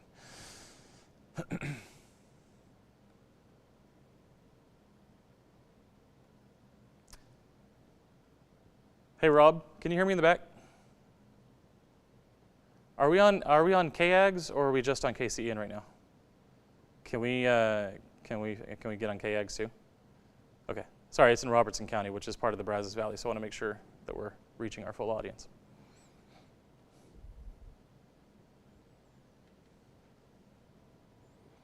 And you can see in this area of rotation, very strong winds too. In fact, as we take a look here, winds of 70 miles per hour. And again, that could be part of the rotation. Those could be straight line winds. Either way, 70 miles per hour, very damaging here with the current wind speeds that we're seeing with this storm just to the south of Bremond. This right now looks to be the more impressive of the two storms. That does not mean that the one in Freestone is not capable of producing tornadoes. It just means that the structure on this Bremond storm is a little bit more what we might call textbook. Again, we are seeing signs in this Freestone County storm that there are definite potentials here for rotation. Again, moving across very near I-45, this area right here. That's what we're looking at for potential rotation in that storm as well. But as you can see, we're not seeing the same speeds. We're not seeing the same sort of wrap with this. But again, the rotation is definitely there. So again, not something to take lightly at the moment. Again, so we change our radar station to DFW, and you can see again, this area right here is the area of rotation, again, coming very close to Fairfield. It should stay south of Fairfield, but if you're in Fairfield, you definitely need to be in your safe space as this storm comes across I-45. Very dangerous with this tornado warning on it.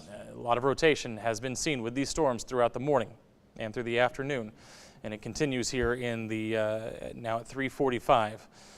So the old tornado warnings were allowed to expire. The ones in effect now are the ones that were in effect until 4:15. So that's basically I-45 and east. And then for our southwest storm, that is going to be basically Highway 6 and east of there.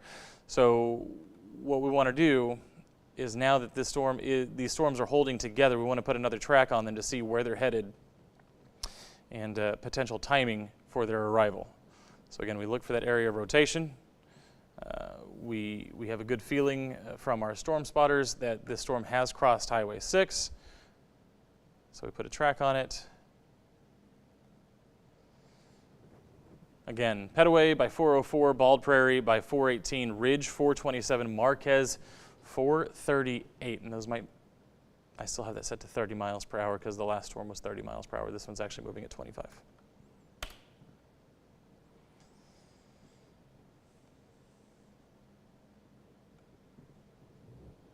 Okay, so changes the timing a little bit. Easterly 428, Ridge 438, Tidwell Prairie 349. Let's alter that a little bit so we can get a few more towns in there. fact, I'm going to take this entire pendant shape and I'm going to take a track out for the next hour. Again, Tidwell Prairie 348, Owensville 405, Easterly 422, Ridge 431, Marquez 441. Those are the areas the storm is heading to, and those are the areas where we need to be seeking shelter immediately. Also seeing reports, again, we have the tornado situation, but we also have flooding being reported in several areas of Teague. Let's see, the cell in northern Robertson County is becoming increasingly organized, is moving into an even more favorable environment for tornadoes. So the cell that we've been watching in Robertson County is very strong, and it's actually moving into a situation where it could become stronger, more well organized. So this definitely has a potential to become even more dangerous than it already is. The cell right over I-45 south of Fairfield now has very strong velocity signature on the latest scan, may be producing or about to produce a tornado shortly. So again, the one on I-45 also continues to produce the potential for tornadoes, potentially one as we speak. And again, this storm in Robertson County has the potential to grow in strength even more than it already has as it moves into a more favorable environment. Like I said, if you were watching the stream earlier, you saw me say that the Brazos Valley has been relatively untouched by the activity from today. And of course, over the course of the afternoon, with no rain showers, thunderstorms in the Brazos Valley, the atmosphere is still primed. And so that area is actually more likely to see severe weather this afternoon than Central Texas. And so now we've seen the severe weather develop in Central Texas. It's now moving into the Brazos Valley here south of Bremond towards Ridge, potentially towards Franklin as well. And so now we have a situation where it could become even stronger because of the atmospheric dynamics that are at play currently.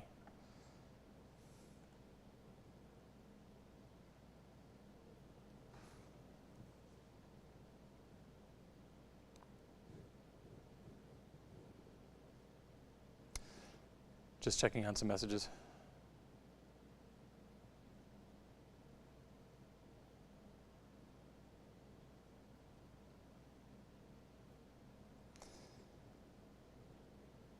All right, so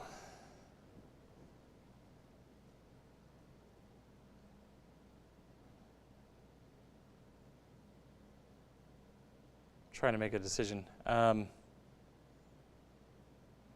Unfortunately, I think this is a really strong storm, and I don't know that it would be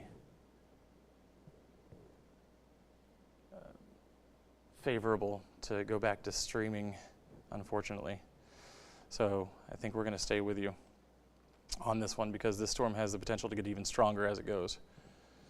The storm in Freestone, again, continues to move to the east around the area of I-45. It will continue to move off. That storm is kind of moving into parts of East Texas, but we have a very powerful storm right now down in Robertson County. And both of these storms do have a history of producing tornadoes. At least spotters have seen funnel clouds and potential tornadoes with these two storms. And you can see that area of rotation right there. Again, as it continues to move to the northeast, south of Bremond, a little bit southeast of Bremond right now.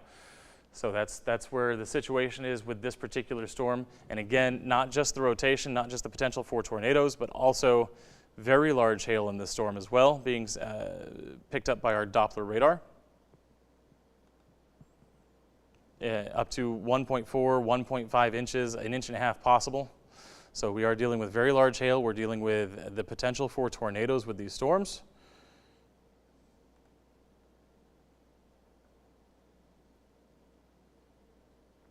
And it looks like just as of a minute ago, we just looked at it, the center of rotation for that Freestone County storm moving over I-45 just within the past minute. So we're still watching that storm continue to produce pretty impressive velocity scans. We did have confirmed funnel clouds, potential confirmed touchdowns with this storm. Not seeing that right now, but we are still seeing the impressive signatures on the radar. And again, when we see that, that's an indication that the storm could be producing a tornado or at least about to produce a tornado. And again, very close to the town of Fairfield right now. Again, potentially moving just past I-45. So again, this storm is going to continue to move through Freestone County. Our concern continues to be more so the storm in Robertson County at this hour, as this storm continues to move more and more out of our viewership. This one continues to track through.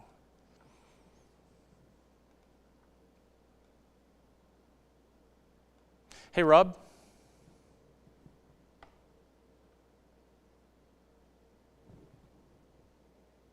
Oh, okay. Can we go back to programming on KCEN but stay live on TV on KAGS?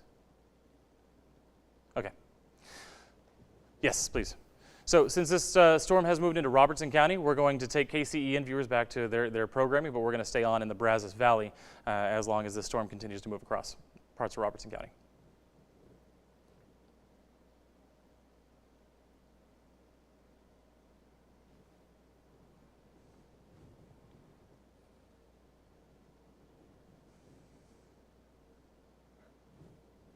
All right. So we're still in the Brazos Valley as the storm continues to move through parts of Robertson County. A very strong storm, large hail, definitely showing signs of rotation. That would indicate potential tornado situations with this storm as well. My computer has frozen up. Give me 2 seconds. I need to figure out why my computer has frozen up, but we're still watching the storm. It tracked south of Bremond, crossed Highway 6 just a few minutes ago. It's continuing to track to the northeast, and as it does so, it has the potential to produce tornadoes, 1.5 inches hail with this storm as well. And of course, we're going to stay with you throughout this entire process. All right, okay, I think we got the computer situation sorted out.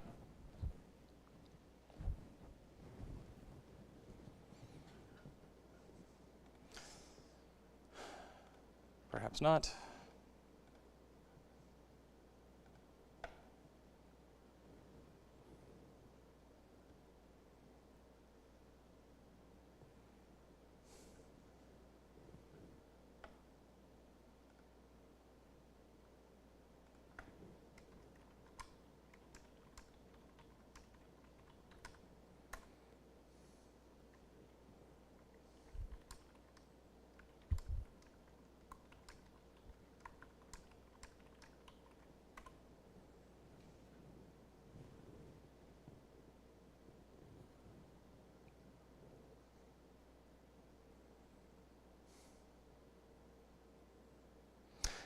So just to recap, as this computer continues to load, we are still watching this storm south of Bremond on the east side now of Highway 6.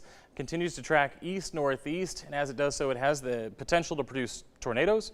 It has the potential for very large hail, 1.5 inch hail in some of our scans recently.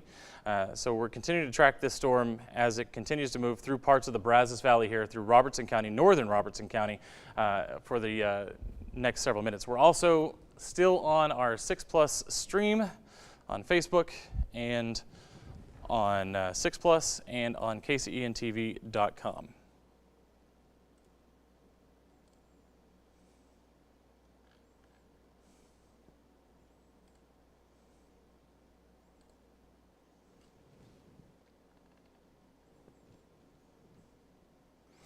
And all I'm doing now is I have moved to a different computer. That's why I'm not on screen. Take a look at this storm. So you're looking at this storm that is just to the south of Bremond, moving at about 25 miles per hour, had some relatively impressive structure, moving into an environment that is relatively unstable after not necessarily receiving the same amount of rain that we had earlier today. You can see that area of rotation somewhat on this velocity scan, but as we change radars, we're going to get an even better sight at what we're looking at. And you can see right there, again, just to the southeast of Bremond, now moving towards Bald Prairie, towards easterly, that direction, moving east across the area. And that area of rotation is where you're going to see those strong reds coming together with those greens as well. Again, green means towards the radar, red means away from the radar. So what we're seeing is an area where the radar is picking up winds that come towards and away from it at the same time, which is an indication of that rotation that we've been talking about all afternoon long. So what does this mean for you? So it's these storms have a history of spotter-reported funnel clouds and tornadoes, and they continue to track across the area. This one is moving into a favorable environment for severe weather. So we're continuing to keep an eye on it. And we are trying to get reconnected on this computer. But you can see behind me where that area of rotation is, just right here. Again, to the east of Hammond, to the southeast of Bremond, moving off to the east-northeast right now at about 25 miles per hour. I'm going to go ahead and go back to my other computer right now because it is working. I won't be on screen, but at least we'll be able to get this updated. I want to put a track on this.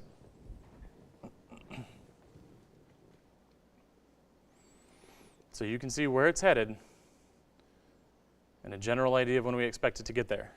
So Bald Prairie and Marquez, those are the areas kind of in that sort of cone of uncertainty right now.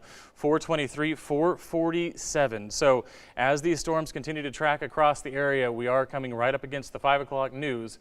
So we'll stay with you as long as we need to. And if you're listening to us or watching us right now on the KCENTV.com website or the 6 Plus app, we will continue to stream there until these storms either move out of our area or dissipate. Okay, so we're going to take a wide view of the area again. Still have the tornado warning up in Freestone County, but as of right now, we are still dealing with this storm back to the southwest of it near Bremond.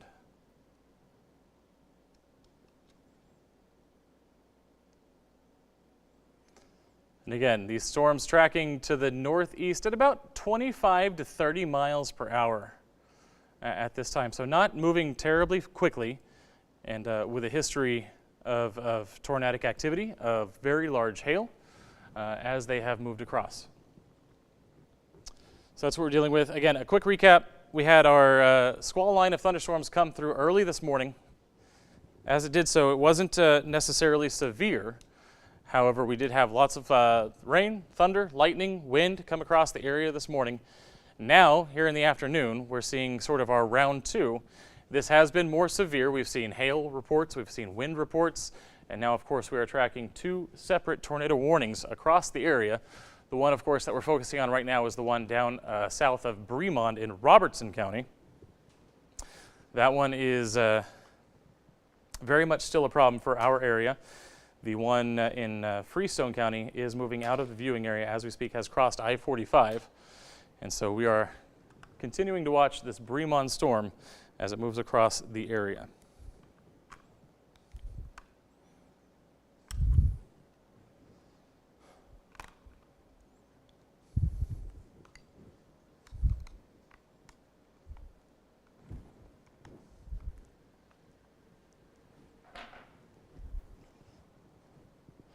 All right, forgive me, just changing a few batteries in some of my equipment. All right, now I can hear myself again. Okay, so again, continuing to recap here. Bremond stayed just to the north of this tornado warning as it came across. Did cross Highway 6 though, which of course is a well-traveled highway, especially between College Station and Dallas-Fort Worth and areas north of there. Still going to have to use the other computer because this one still is not responding to me. So I will be off air, but we'll continue talking about these storms. You can see now the tornado warning for Freestone County has been extended into Anderson County across the Trinity River. Again, that one continues to move towards the edge of our viewing area, but again, we still have to deal with this storm down here in Robertson County right now as it moves off towards Leon County, off towards the Navasota River at this hour. Okay, And that's what we're dealing with. Right there, kind of just to the southeast of Bremond, you can see the very bright red shadings coming into contact with those green shadings. That's the area of rotation that we've been looking at, that we've been tracking throughout the afternoon. And it continues to move northeast at about 25 miles per hour. So here in just a second, we will go ahead and put a tracker on that.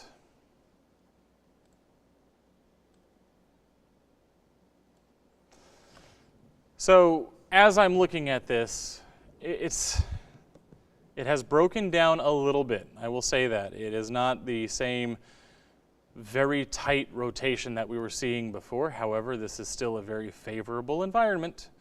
So we are still dealing with a situation where this storm could produce a tornado at some point. So we're going to keep an eye on that, keep tracking it here over the rest of over the rest of its lifespan, really, as it moves from Robertson into Leon counties right now. Let's put it in motion. You can see kind of which direction it's moving. It's moving basically towards Ridge. It looks like the area of rotation that we've been looking at will move just to the north of Ridge. Let's take another look there. And yes, so our area of rotation, again, north of Franklin, should move to the north of Ridge, but on its way towards Marquez there in Leon County. So these storms, again, staying very strong this afternoon. I do want to take another wide look.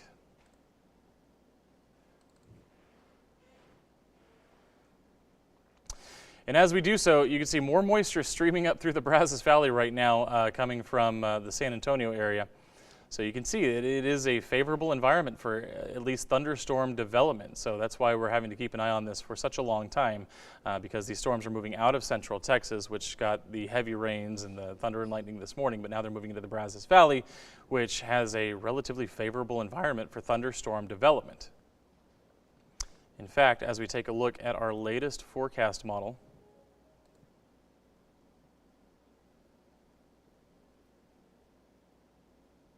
so we need to move forward just a little bit here. We're now we're now after 4 p.m.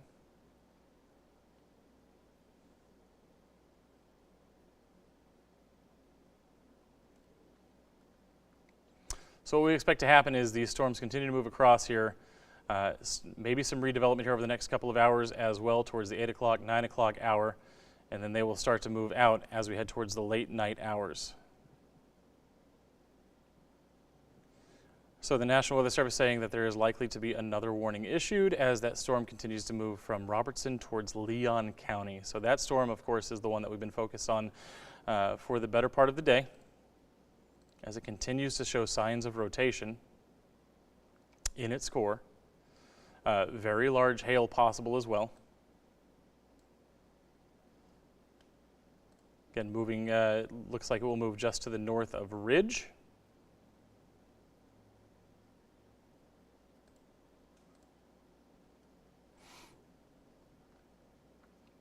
This is the storm right here.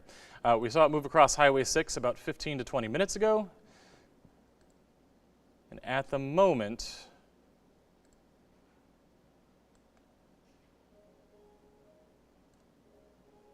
it does appear that it'll move through Marquez by 4:40, through Margie by 4:56, Jewett by 5:02. So that's the timeline of this storm, which again has a history of producing funnel clouds and tornadoes and very large hail.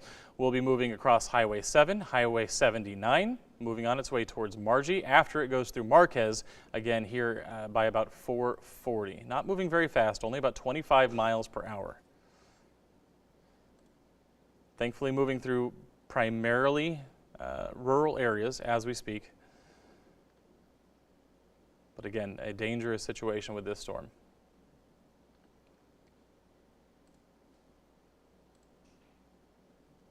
Put it back in motion. You can kind of see how it is moving. Again, Marquez would be next up. Our estimate said 4:40. I would not count on that. I would definitely be moving towards your safe space as we speak.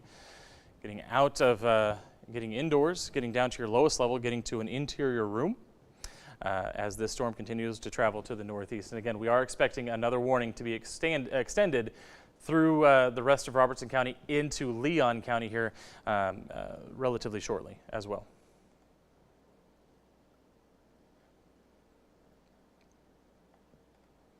And I am still working on getting into this computer. Live television, my friends, live television.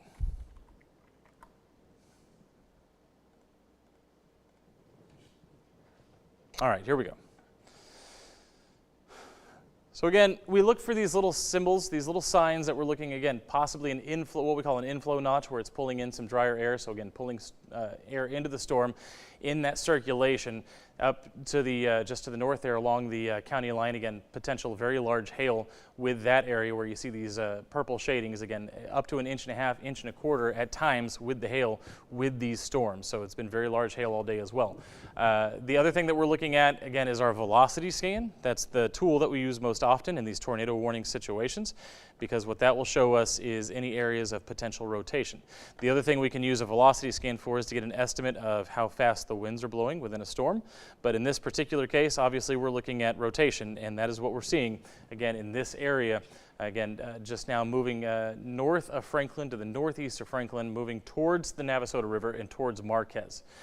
So we're still continuing to watch the storm. It will move into Leon County here within the next half hour or so. Marquez by about 4:40 is when we look for that storm to be making it through there. Again, yes, 30 minutes, but at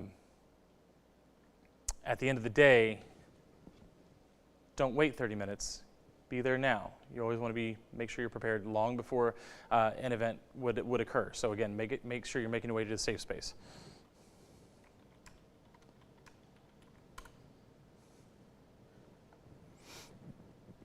So let's track it again. Again, in the vicinity of 440, that's when we're looking at Marquez. Margie by 459, Jewett 506, Spring Seat 512, Centerville 522, Pleasant Ridge by 528. So again, if you're in these areas, this storm is making its way to you. Here is at least an estimate of when we expect it to arrive. So again, make sure you're in your safe space right now. And again, that's the lowest level of your house, interior room. If you're in a business, if you are a weekend worker, the stairwells, typically concrete reinforced. Lowest level of a stairwell is a great place to be if you're in that situation. Obviously with schools, obviously it's Sunday, we don't necessarily need to worry so much about that, but with schools, the interior hallways away from windows where we all did the tornado drills as kids. But if you're in a business, stairwells, again, concrete reinforced areas. The other thing too that we don't say nearly enough is have something there to cover yourself. When I was a kid, they used to tell us to take mattresses into the bathroom with us for a tornado situation. If you're in a tornadic situation and you're trying to take time to take the mattress off your bed, it's not going to work out well for you. Pillows, blankets, things of that nature, just anything to protect your head. And again, those interior bathrooms inside of a bathtub, something that's reinforced will give you some amount of protection against a tornado as it comes through. Ideally, we would all have basements and storm shelters, but that obviously is not the case. At the end of the day, we do the best we can. We go to the lowest level of our house. We go to an interior room, put as many walls between yourself and the storm as possible. But again, if you're on this list, Marquez, Margie, Jewett, Centerville, Pleasant Ridge, all of those areas are in the path of this very powerful, very dangerous storm that, again, has a history of producing tornadoes and a very large hail. Again, 1.25 inches, 1.5 inches. And you can see the tornado warning has been extended as we thought it would be. So now for Leon County, in effect until 5:15. So it's very likely that we will be tracking this through the 5 o'clock news hour. So stay with us, obviously, through that, and then once we get into news time, we will come back on air on KCEN. We should still be on air in the Brazos Valley, which is where this is all taking place, but there's a good chance that a lot of the 5 o'clock news will be spent tracking this particular storm as it continues to track across Robertson and Leon counties.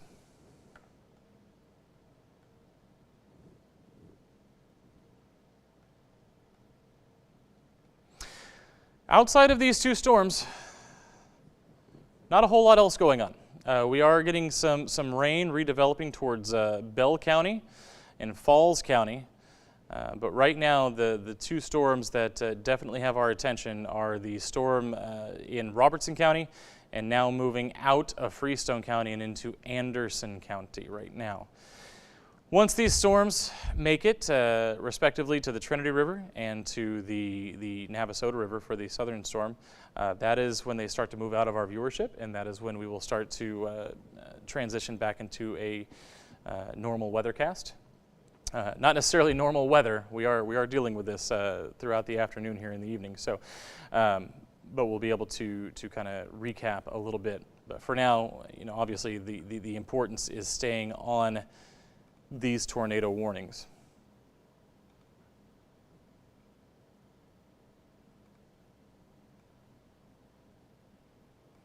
So if you are near the Brazos River in Robertson, or near the Navasota River in Robertson County, if you're on Highway 7, if you're on Highway 79, if you're between Marquez and Bald Prairie or Marquez and Easterly, this storm is tracking towards you. And again, be in your safe space. Bald Prairie, it looks like the center of rotation potentially just to the south of town. We've been saying it. If you see your name on these lists, if you see your names on these maps, you need to be in your safe space. So Bald Prairie, again, just to the south of town, but again, likely some large hail falling through parts of Bald Prairie. This will continue to move on towards Marquez, cross both Highway 7 and Highway 79, possibly crossing right where the two highways meet into Marquez, because that is the track this storm is taking.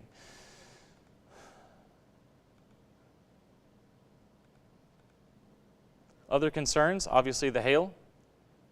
This hail core just to the north of Easterly, 1 inch hail. Right around Bald Prairie, just under 1 inch.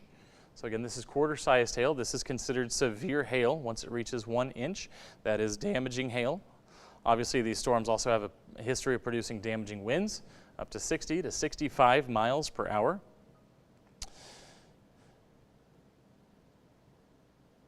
So lots of things to worry about with these two storms. It's not just the center of rotation that's causing the problems. In fact, let's see what our wind gusts look like for today.